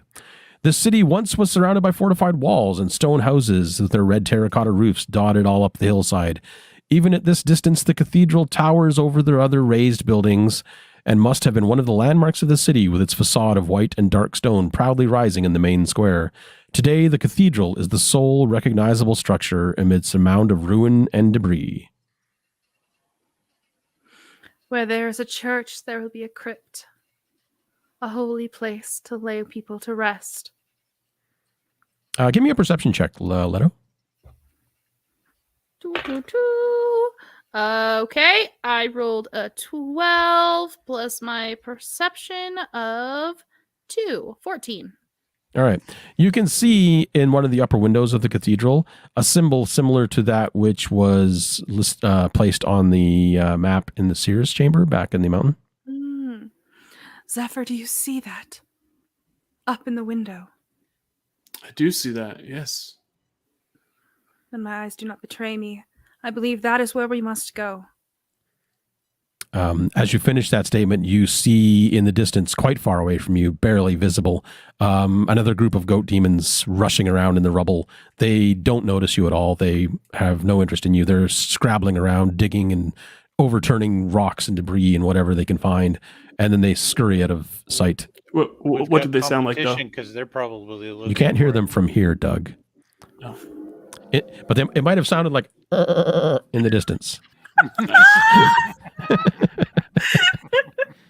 He's going to make me do that in every actual play now. Mm-hmm. There's going to be a goat of some sort. Cassandra, Yes. it appears that stealth will be of true essence. Can you lead us safely? I believe that is something that I would be able to do. You can certainly try. I'm gonna try. Okay. With you in the lead, it will be a difficulty 14 stealth check for the entire group. No one else needs to make the check. You can roll it with advantage as well. That's beautiful. Here we go. First roll. Well, the first one was a nat 20. So, you know. Yeah. All right. You easily navigate the ruins, making it look as if you've been here dozens of times before. The goat demons come by again, and you're already hidden. They walk right past you. They don't even notice anything is amiss. And you approach the exterior of the cathedral once all is clear. The cathedral's facade is made of white and black stone, with some remnants of white marble decorations, golden mosaics, and stone sculptures. The upper part is adorned with an imposing circular stained glass, partly smashed, and it has several sharp spires. That is where you saw the symbol, Leto. The main entrance features a bronze door among the rubble, framed by 4 pillars bearing bas reliefs of sacred icons. The building is still majestic in its own way, though clearly a shadow of its former glory, and it has barely withstood the opening of the 7 seals.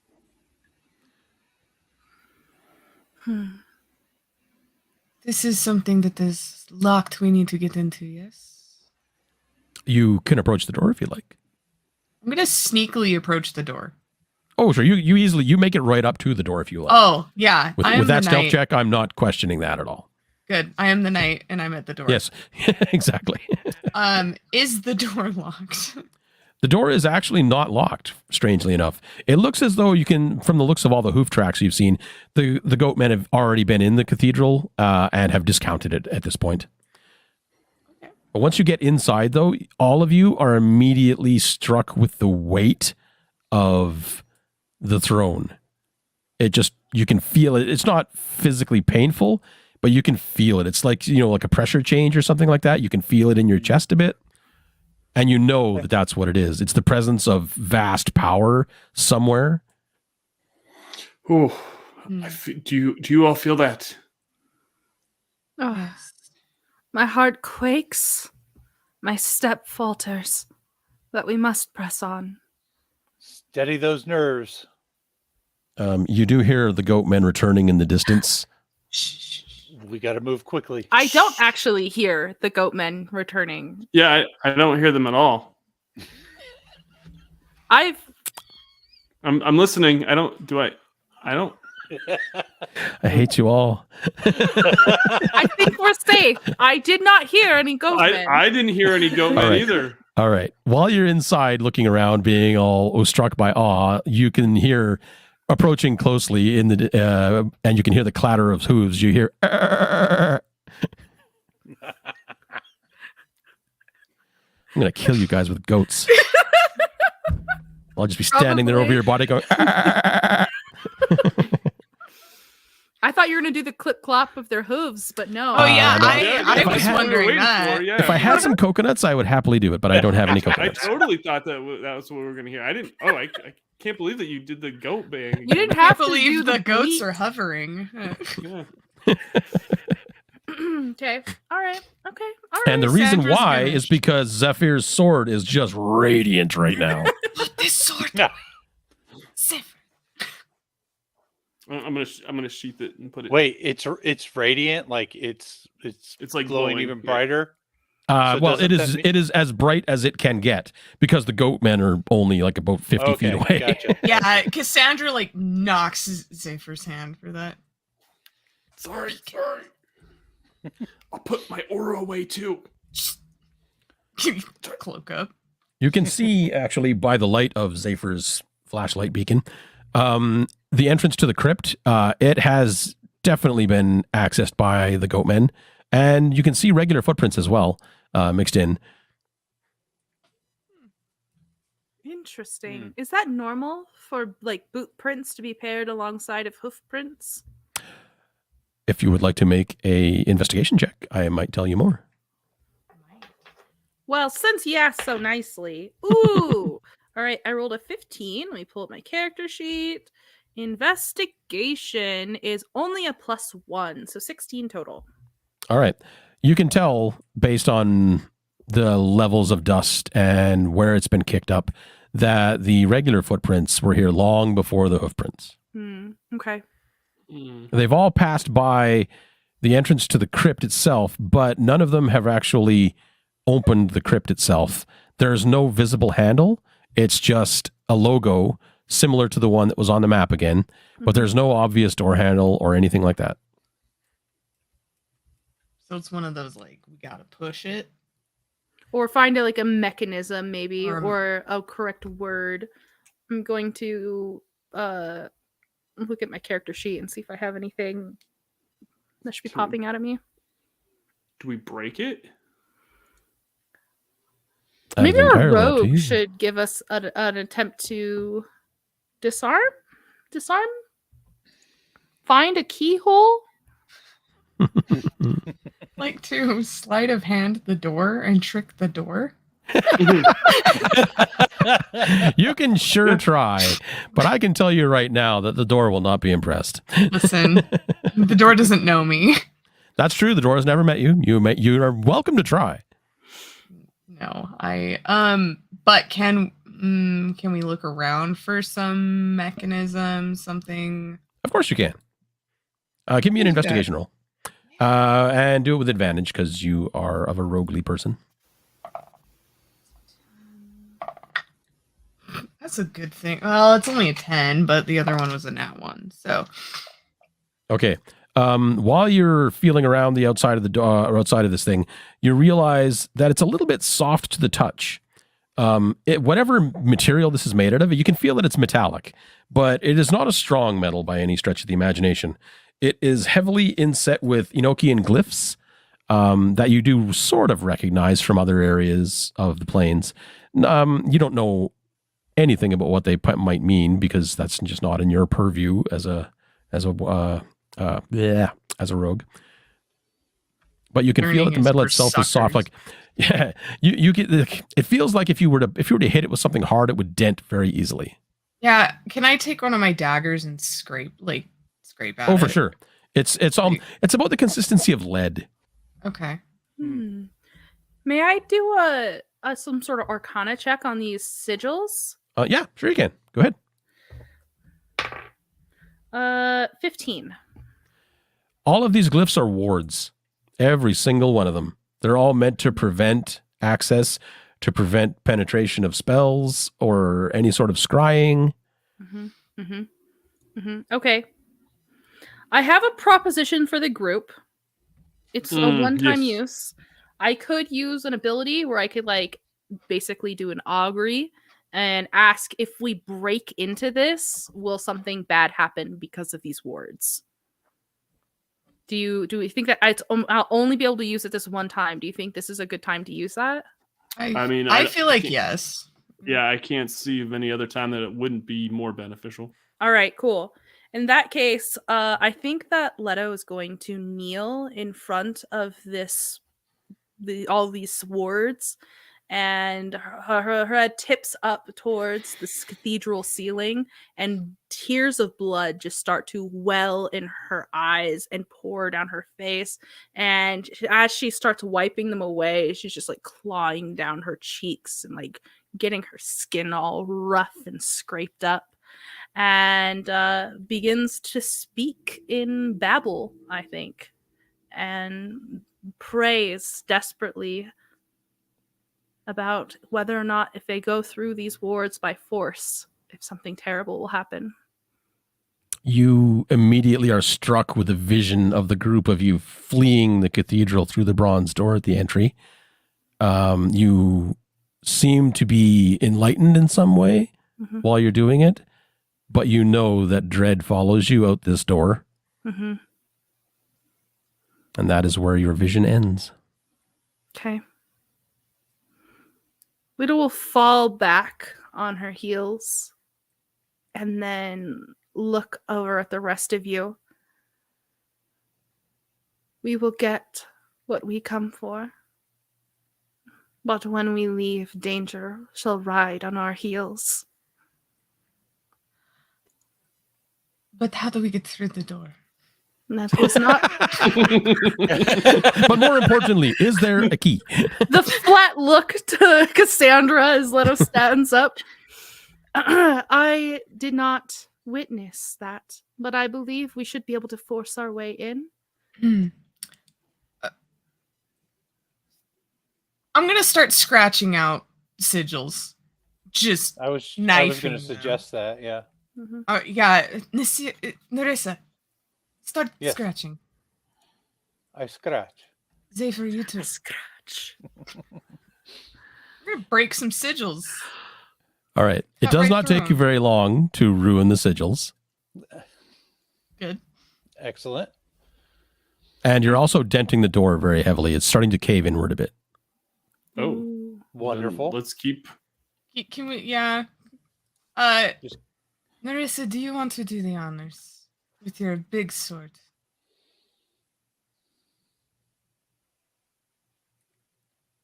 Yeah, sorry, I was looking in my equipment to see if I had anything big, but yeah, I'll use my sword. Just Okay. You're just going to cleave down the middle of the door? yeah. Oh, this is going to be loud. Actually, it does not make very much noise at all. It's sort of a wet thud. You know, like if you were to drop a roll of wet newspaper on the floor, that's kind of what it sounds like when his sword hits the door. It cleaves down about 1.5 feet, and you get this gust of fetid crypt air just sprays out around you all. It's probably the most refreshing smell you've had all day, to be honest with you, given the blood rain and the lava and the ash and whatnot. The smell of death, how it soothes me. Narissa, you Yeah. were placed at the right place in the right time. You are the living proof of fate. I will be known as a goddess of war by the time this is all over with. Are you going to keep chopping? Oh yeah. Okay. I'm just gonna share a look with Zephyr. Like These these two are dumb. Yeah. What is Okay. this? What are these flowery words? No one cares. Yeah. Okay, on your second swing, I need you to make me a DC 15 wisdom check. DC wisdom. Ooh, Uh-oh. wisdom. Hang on. This does not seem like your strongest No. stat. This is fine. I don't get a bonus, but everything's fine. Everything's fine. You'll roll high. 19. Okay.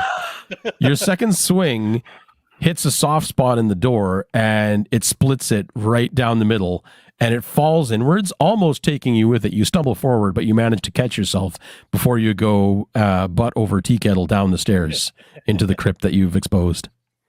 And you definitely hear the goats in the distance. "Ah!" We must move quickly. With quiet. With haste. No, with quietness. They're going to see the yawning crypt door. I think Speed is more essential than quietness. you want them to find us quicker. I looked down at the dusty ground with our exact tracks leading directly to where we are. Cassandra does this. There. Are you happy? Let's jump in the crypt. Yeah. Mhm. Okay, you make your way down to the bottom of the stairs into the darkness, and you find the skeleton of an old, definitely dead man who's wearing a golden necklace of the old world that looks very familiar to the Furiosa. Not in so much as it's something that you would know the person, but you recognize it as being from your time. Oh. Can I inspect this a little bit closer? Sure, You make me an said investigation check. Yeah. And I think do I have advantage on lore? You said this possibly from the It's old world? It's from the old world. You definitely recognize that part of it immediately. Okay, I have advantage on that. Okay. Okay, so investigation, that would be an 11. Okay. You know that it's something from an old religious order that no longer exists, that could not possibly exist any longer, hence the skeleton. But other than that, you can't recall anything specific about it. You know Okay. that it's valuable. Okay. Yeah, I will I'm going to keep this in mind so that on our way out, maybe I'll swipe it, but I'm going to leave it Okay. for now. All right. Oh, is that At not the thing that we need? Oh, no. Okay. Mm. Or It wouldn't the be the- rogue comes in behind and just pockets it. On the way out, that hey, where piece did of, that necklace go? It's a piece of evidence, or not evidence, but information Mhm. is basically what it is. Okay. All right. Once you're done examining the skeleton, you look up, and in the light coming down the stairs, you can make out a tombstone sitting in the center of the room. It's a bas relief set into the floor, and on the headstone of the tomb, that there's a sentence in Latin. It says, "Et sumeret passem de terra, ut invicem se interfecent." It means to take the piece from the earth to force them to kill one another. And that is the only feature of this room, other than there's lots of ornate carving on the wall, but none of it of any particular note. To take a piece of this earth? To take peace from the earth to force them to kill one another. Definitely war. Would you like to make an Arcana check to see if you can intuit? Yes, please. I nat one. No. So, sorcerer, can you help out? You Yeah, have I an can try. you have an ice cream headache that you have never felt before. Yes, of course. That is a dirty 20. A dirty 20. Yes. All right. You know for sure that this is definitely out of the Book of Revelation, which is ironic since Leto carries the Book of Revelation. You can read, bro. It specifically refers to the second seal and war's release. Ah, yes. I think what we're looking for is under here. Hmm. Is it There, a dirt floor? The floor is stone. But can we like pry it up? The bas relief is just it's an inset. It's basically just a really long square. It's like the lid of a coffin, but with an ornate carving on it. Right. So take the lid off? Yeah, maybe You we just certainly can. Yep.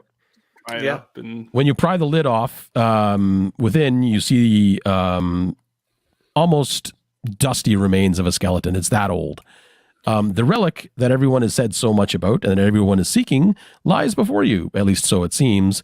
Placed on a cushion made from an emperor's crown is a shining, sharp instrument, a weapon the size of a dagger. 2 twin blades dance around each other in a spiral. Each blade, made out of red gold, is carved with Enochian symbols. The weapons, however, lack a proper guard or hilt, nothing that would allow anyone to wield it safely. The guard is a broken pentacle with jagged edges, and the hilt and pommel are a mass of razor-sharp black blades. It almost looks more like something you would use to torture someone than as an actual dagger. Ooh. Yikes. This looks familiar. Wait, let me check these Enochian symbols and make sure they're not more wards that will kill you as soon as you Yeah, touch them. Cassandra's like hovering her hand over it, like, ooh, pretty. 15. These are similar wards. These are carved directly into the blade itself, though, and will not be easily removed. All right. Can I like remove part of like one of my shawls, drop it over it so we don't have to actually physically touch the blades? Of course you can. Do we want to do that? Cassandra, will you be patient for that? Or do you want to grab it? 'Cause I don't want to ruin that for your character. No, you're taking a cloak off. She's gonna, always with the safety. You may carry them if you wish, Cassandra. Yes.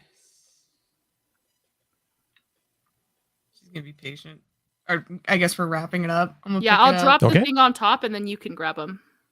All right. And what will you do when you are done doing that? I'm gonna throw it at Nerissa. No. Gladly. Well, we have it. It's like, has anything happened? Hellfire, brimstone. No. Nothing as of yet. Dread. All I'm right. feeling, yeah. Nothing as of yet. I have think- a feeling that this is a trick. Can I do a perception? I want to do a perception. Wait, what are you trying to determine? I want to make sure that this is like this looks like the right thing. Is this a red herring? Is this a fake? So I want to perceive around and see if there was something else in this coffin that is like Oh, okay, yeah, sure. Go Yeah. ahead. Make me roll. it's not great. Let's see. We've got an 8 plus perception of 2, 10. Okay. You rummage around in the base of the crypt, and everything basically turns to powdery dust in your hands, other than the cushion that it was laying on, and an examination of the cushion reveals that it's a cushion. All right. I don't know what kind of cloth this is to survive what human body could not, but let's go. Let's get out of here. All right. So you make your way back up the stairs. As soon as you pass the threshold of the crypt itself, who's carrying the item? Cassandra. Okay. You feel the radiance off this thing. You remember the feeling that I told you had when you came in and it was this, like the power of the throne? Mm-hmm. You feel that kind of thing magnified tenfold. Like you literally stagger. It's not heavy, but it makes it difficult for you to do anything right now. Like it won't physically impair you. It's just, it's an effect. And through the wraps, it explodes with light. You can see like the fabric does absolutely nothing to stop the light from penetrating it. And it lights up the entire cathedral. And you hear all of the goat demons in the surrounding area. All you can hear in over the power of this light is just you can hear it from every corner, and you know that there are like every goat demon within earshot or sight or whatever is aware of the presence of this thing. This is worse than Zephyr's sword. It is definitely. The radiance far outshines Zephyr's sword. I feel like we should run. Just run. Yeah, I think that's what we got to do. Okay. We're So running. you run Okay. out the bronze door, you kick it open, and it swings wide. Sorry. And you can see climbing over everything, even down the sides of the cathedral itself. There's goat demons just pouring in from every side. There's at least 100 or more of them.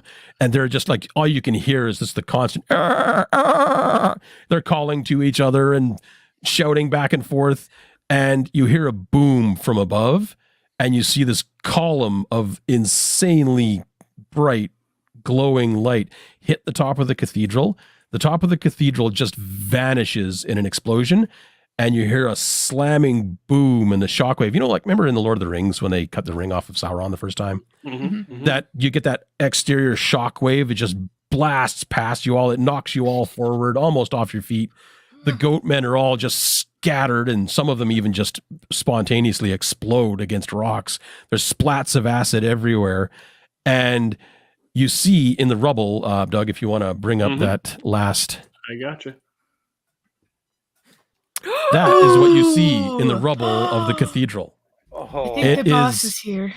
It is easily 40 feet tall. It is massive. I want to pet it. Do you want to explain what it is, Jason, for the listeners on the? This is REM. REM is a celestial thronian. It is a giant lion-like creature, golden spiked halo above its head, Pegasus wings, has a great big long snake of a tail, a majestic lion mane flowing. It glows with an inner like throne light, basically. Piercing blue-green eyes. And it starts crashing out of the rubble, and you can hear in your minds, not even as a voice, all you can hear is hand it to me, hand it to me, hand it to me, mortals, and all shall be well, and all shall be well, and all shall be well. no. Why do I feel like all shall not be well? I look to Zephyr because Zephyr is a descendant of angel kind and also has an aura like this thing, kind of. Yeah, let's take a look at it. It's not a no, it's a halo. It's swear. a halo. Sorry, I it's a I halo. swear it's a halo. Yeah. Yeah. Yeah. Can I Okay. get like a read on this guy on this tell if he's You can like, make an actually- Arcana check if you want. Yeah, Jason, we let's do want a that. vibe check. We want a vibe check. Yeah, Is this can guy I get a cool? vibe check on this guy? Like, You can't insight look check it cool. yet. okay. So 18. You know of REM. You've heard of REM. It's Right.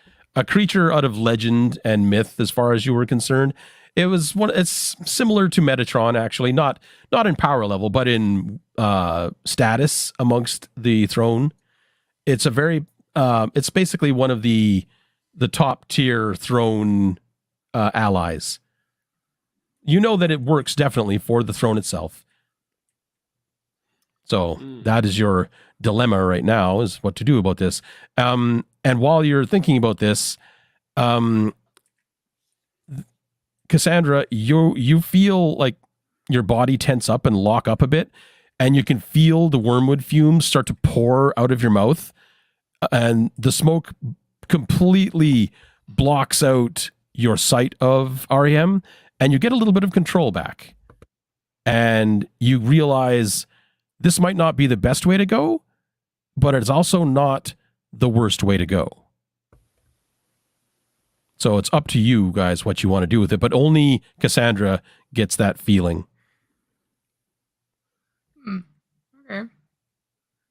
She's gonna look at everyone else first to gauge other reactions. I'm Don't have time. just gonna stand there in awe of this majestic creature, the celestial creature that I had only thought was, wasn't real, and now is just in our presence. I'm not quite strong enough to fight something like this, so I mean, someone with more wisdom than I got. So, Oh, I'm right there with the wisdom.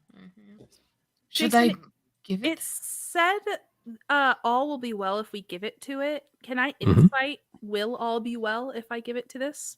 Certainly. It's not terrible. Plus my insight of only +1. It's only a 13 then. You don't sense any ulterior motive. Okay. You have no reason to believe that it won't hold its end of the bargain. I mean, it's a celestial, so It is a celestial. We should always trust angels. My- my my- yeah. My vision showed that us leaving with this, but maybe even my foresight could not predict such a creature. The decision is up to the bearer of the sword, of the weapon, if all agree. Well, the light did wipe out all these goat demon things. So Those that it haven't could have ended died have badly. fled. Yeah, Mhm. yeah. So it can't all be bad, right? It does not feel like we would be in a lot of doom if we were to give this up. That is my deep feeling. We could also go, which is also not a bad feeling either. What do you think, Zephyr? I think. But aren't we supposed to give this to the seer? But does the seer have less than, less than ideal intentions for this? I feel like we should maybe give it to a celestial over some random seer that might use this weapon for evil.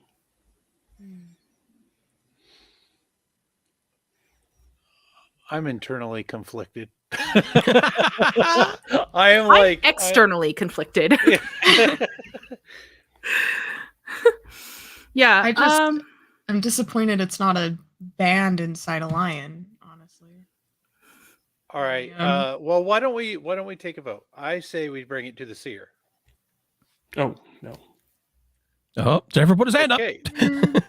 Okay, so it looks like we bring it to the Leo the lion over there. Mhm. I think we up. Are you going to give it over? Yeah, Cassandra will.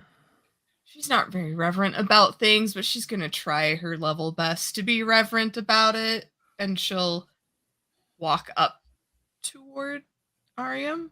I'll walk up with Cassandra with my very dim aura that I'm trying to polish up this halo a bit trying here. to make it look a little Guys, I'm bigger, with an like- angel. Don't kill me. Right. Ariam steps forward and lowers its head down towards you. Its head is probably about the size of an elephant's in comparison to yours. Okay. And it stretches out one paw for you to place it in.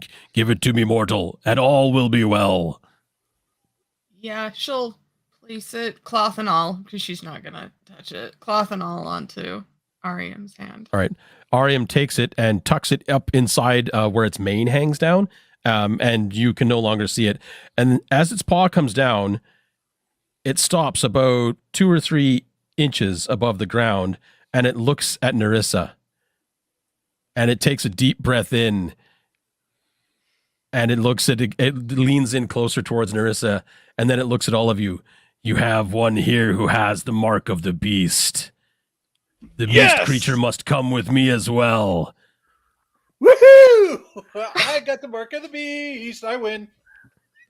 That's not winning. It is for So me. we have to hand Nerissa over to. Yes, that's basically what he means. Yeah, you hand over Nerissa as well. It couldn't sense Nerissa until you handed over the key. It was just the power was hiding Nerissa from it. Can you explain what the implications are of having the mark of the beast? As a DM or in character? Just like Are you asking me or Arian? knowledge? Like just like from in-world knowledge, what would that mean? So there are two kinds of marks in Apocalisse. There's the mark of the throne and there's the mark of the beast. The mark of the throne is basically a holy sigil that you bear that allows you some advantage in the game. You can choose to use it and you roll a d6 and it changes as you go. As you level up, it goes from a d4 to a d6 to a d8 to a d10 to a d12. And you can use that in the game to add to rolls, saving throws, attack rolls, and that sort of thing as you play.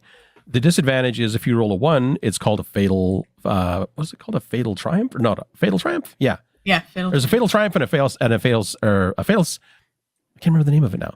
One's a fatal triumph and one's a fatal something else. But anyway, 1 is bad, 12 is awesome. And it's the same way for the Mark of the Beast. There are different aspects to the Mark of the Beast. The Mark of the Beast allows you to sense beast creatures around you, which is the only reason I didn't go with that with Nerissa during the game is because of Zephyr's sword. Mm-hmm.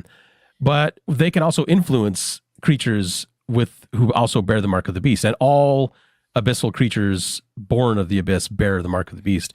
And you can use that to influence their attacks as well. So in combat, you can roll, for instance, Nerissa has the Mark of the Beast at a d6 level. You can roll a d6 and add or subtract that from the monster's rolls. That's cool. So while you're fighting them, if they're trying to fight you, you can try to reduce their attack. If they're trying to fight someone else and it's something you want to get hit, you can add to their attack. Okay. And if you do roll a 6, it's an exploding dice. Mm-hmm. So you roll a 6, you roll again. You roll another 6, you roll again. That's so cool. Ooh, so you can get some pretty spectacular results out of it. That right there just sold it. Like as soon as I saw that, I'm like, oh my god, this is. And when you do really when you do the fail state, it actually it has a variety of deleterious effects. None of them are beneficial at that point. It can drain all of the mark energy out of you for an entire day. It can cause you damage. It can attract more beasts to you. It can have a backlash and do other things like that. But it doesn't necessarily mean that like you're evil. No, it does not. No, it's a sign of your allegiance. Most people that have marks try to hide them. That's what I thought. I didn't look at any of the character sheets, so I didn't know if anybody had a Mark of the Beast. Mm-hmm. So I thought we all didn't until just now. So this just blew my mind that Nerissa has the Mark of the Beast. Yeah, I kind of, but just before we started playing, I kind of looked over that and I'm like, oh, that's a really cool ability. And I didn't even think to use it. You didn't need it. You were kicking butt without it. Yeah, you were. Yeah. Mm-hmm. But in anyway, that case, he says that about Nerissa, and Leto will look to Nerissa, then at this creature, and say, "Holy One, please, Nerissa has been an ally and a strong companion defending us against these terrible creatures. I cannot believe that their heart is blackened. Please let us keep our friend." Roll me persuasion. Oh, that's so good. Okay, I got a 16 plus my persuasion of 5, 21. It looks at you and it leans down in really close and you can feel its breath on your face. And it is actually the only fresh thing you've smelt all day. No. As a celestial, this creature just exudes purity and everything. So even its breath smells great. It's like Febreze. It looks you in the eye and it says, "You are clever with your tongue and with your wit, but I will not be swayed. You will give me the Furiosa." And what will be done? That is not for you to be worried about. She will come. She will face judgment. The throne will decide what happens. I'll put my hand on Leto and say, I got this. And I'll walk Last time up you to said the that was a little scary. lion. You're going to walk up And- to Ariam? Yeah, and I'm gonna say, leave my friends, let's go. You will come with me willingly? Yes. Very well. And it takes a step back and motions for you to come with it. I do. Okay. Anybody else doing anything? I look back at my friends and I say, good luck. I hope you live.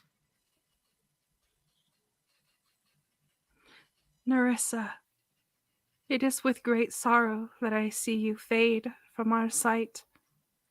I hope that one day you might rise again with the correct mark upon you. Please, great being, have mercy, for they have surrendered themselves to you willingly, and they have a heart for battle, and I am sure they could become the strongest of warriors for our cause. The throne takes all into consideration. And it reaches out with one of its paws and grabs Nerissa around the waist and hammers its wings against the ground and just shoots straight up into the air and is gone from sight in seconds, taking Nerissa with it. And that is where the adventure ends. Wow. That was one of the moral dilemmas, actually, at the end of the adventure is, do you fight Ariam? I mean, when you could have tried. You could have tried. You certainly could have tried. Yeah. Yeah, Well, I mean, 'cause, you I'm know- not going to say you can't try anything. If you want to 'Cause- try and leap into the sky and fly like a bird, you can try. Exploding acid demon goats were not hard enough. Mm-hmm. Mm-hmm. It's one of the two options, actually, when you have the Mark of the Beast in the party with Ariam is you could have fought, and if you had won, then you have the key and you have a dead celestial. Yeah, I don't think that. So wins you're us not making any anything. friends. And Right. explaining to do at that point. Yeah. And also the key, without Ariam's presence to dissuade anything from coming close, is going to It just attract keep coming. everything. The abyss can sense it, the throne can sense it. Sure. So you're not going to make it back very quickly or very easily traveling with this thing, because it's basically it's like a radio signal for everything that has a radio within earshot, basically. Yeah, that was a huge choice to make. I thought that was really fun that they throw something so intense at Yeah. you. I was Yeah. legitimately really torn. So that was Mhm. excellent design. Absolutely. Yeah, I was actually when I read that part, and I was like, wait, what? You want them to cough up one of their party members in a one-shot kind of thing? Okay, sure, we can do that. Ariam would have been a really tough fight, but it was not possibly unwinnable. It just you would have had to have played really well. Yeah. and rolled really well. Mm-hmm. Yeah, Mhm. yeah. Ariam has a lot of rechargeables and bonus actions and stuff like that. No. I just think Nerissa with like her heart of the warrior and honor and stuff like that, she would rather sacrifice herself than risk the whole party being splattered. That is so cool. Like that's Mhm. that's an amazing character choice. That was fun. That is Thank very you. cool. Yeah. Yeah. That's why the marks get interesting, actually, especially when you can, like the Mark of the Throne is very much of purity and stuff like that. So it's mostly modifications to what you're doing and stuff like that. Like there's no alternative version of the mark where you can influence creatures with the Mark of the Throne on them like the Mark of the Beast can, because the Mark of the Beast is about manipulation and stuff like that. Mhm. And Yeah. the more you use the mark, the more its presence makes itself felt. So it starts off as just a small mark. And most people, like I said, try to hide it. Even the throne people try to hide it. Although in the throne people, it manifests as like golden skin and glowing eyes and a halo and stuff like that. That's just Zaphyr's heritage that gives them that aspect. But with the Mark of the Beast, there's all sorts of opportunity for like, well, I mean, because Nerissa has that cool eye patch. That's what I was thinking when I saw the character. I was like, oh, that would be so cool if the mark was like right there. Mm-hmm. Because then I was waiting for Josh to maybe use it because I was going to say, okay, because it doesn't just happen. The mark like glows and flares, and the more you use it, the more it'll start to take over a bit. You can even gain like bestial features and stuff like that. That's so cool. So it kind of corrupts you over time. Over time, basically. Yeah. But it's not necessarily a bad choice though. No. Like, for a Furiosa, that is an excellent idea. Like it gives them more advantages in combat. They can influence their own rolls, their opponent's rolls. They can stop demons in their tracks. So basically, it's like like using your enemy's power against you, sort of thing. Yeah. One thing I want to do before we sign off is I would like to show off the pre-generated character sheets. Oh, they're so cool. It's Design. Because that's one thing that I think the studio does really, really well is these sheets. Let me see if I can find it here. There we are. And their art. Oh, and the art's just amazing. all of it. But I don't know if you can see that yet. But Yep, that's what Zephyr. the pre-generated character. That's what my character sheet looks like. Yeah, like it's just crazy. And of course, with Inferno, because they did Inferno as well. Inferno has some really amazing character sheets as well. They do really good sheets for the fact that they keep the bonuses front and center. So like when I was asking you guys to look up your bonuses, I was actually looking at the sheets as well myself. And there's like really large boxes to show you, hey, these are the major points. All the little minutia you can read at your leisure. But when you need, what's my spellcasting modifier? What's my difficulty for this? It's like blah, blah, blah, blah, blah right there. Yeah. Also on the Kickstarter is a link for the quick start, I believe, as well. So if anybody would like to download this adventure and this material, feel free to check out the Kickstarter. If you would like to see everything that I bent and molded to shape it into a 2-ish hour adventure. Yeah. I mean, and this just kind of gives you a taste of it. The books are, I think there's 3 books. They're going to be about 200 pages each with just a lot of full color. And one of them is just setting, which is awesome. Like one of them is the game book with all the game details, characters, and all that sort of stuff. One of them is purely going to be setting, and the other one is a monster manual. Crazy. It's gorgeous. That's the only thing that when they came out with the quick start and Doug and I were looking at it, I was like, I wanted more monsters. They have a really cool picture of a monster that they don't represent in the quick start. And I was like, oh, I don't know what that is, but I want to see that thing. And they're unlocking a whole bunch of other. They unlocked a. They've already busted through a couple of stretch goals. Yeah, some. I think they added a beast to it. I'm trying to see. We'll go down through here. Also, I'll let folks know that if you're listening to this right now, it's right away. The first 72 hours, you can get a free map and a D20 as an early bird bonus. So go definitely check that link in the description. They're just shy of $100,000 right now. Isn't that crazy? That's awesome. But yeah, and if you missed out on Inferno, their last Kickstarter, you can actually pick up everything all in one big package if you wanted to. Yeah, there's the quick start right there. And it is gorgeous. Those books are amazing. The dice set looks really cool. Like I love what they've got going on there. Just a lot of really cool content, I think. Like I said, I'm not usually a huge 5e. It has to be something pretty special for me to get really excited about it. And this is definitely one of those things. It has to be the setting in 5e. Yeah, that's the important thing in 5e. So, because like I said earlier, everyone knows the rules for 5e. So there's no need to go over the rules again and again and again. Yeah, this is the creature that they unlocked in the stretch goals. I think it's a Leviathan. Is that what they called it? I'm not sure. Look at the size difference that's definitely Leviathan. Yeah. Between that and the whale. That's a blue whale in front of it. Yeah. Yeah. I am stressed immediately. Why wasn't that in the Kickstart? I wonder. I think facing off a celestial lion was intimidating enough. That would have been a pretty rough fight for you guys. He has some pretty impressive combat attacks. But yeah, you can just tell that there's so much love that's put into this. And I know that this setting isn't going to be for everybody. Like that's just the way it is. But I think they've done a really good job of being careful with the subject matter and really kind of made it something that's They made it into a fantasy thing Exactly. that is influenced by the book. Ooh, Yeah, the Pact of Which was probably Lilith. the only way they could have done it properly.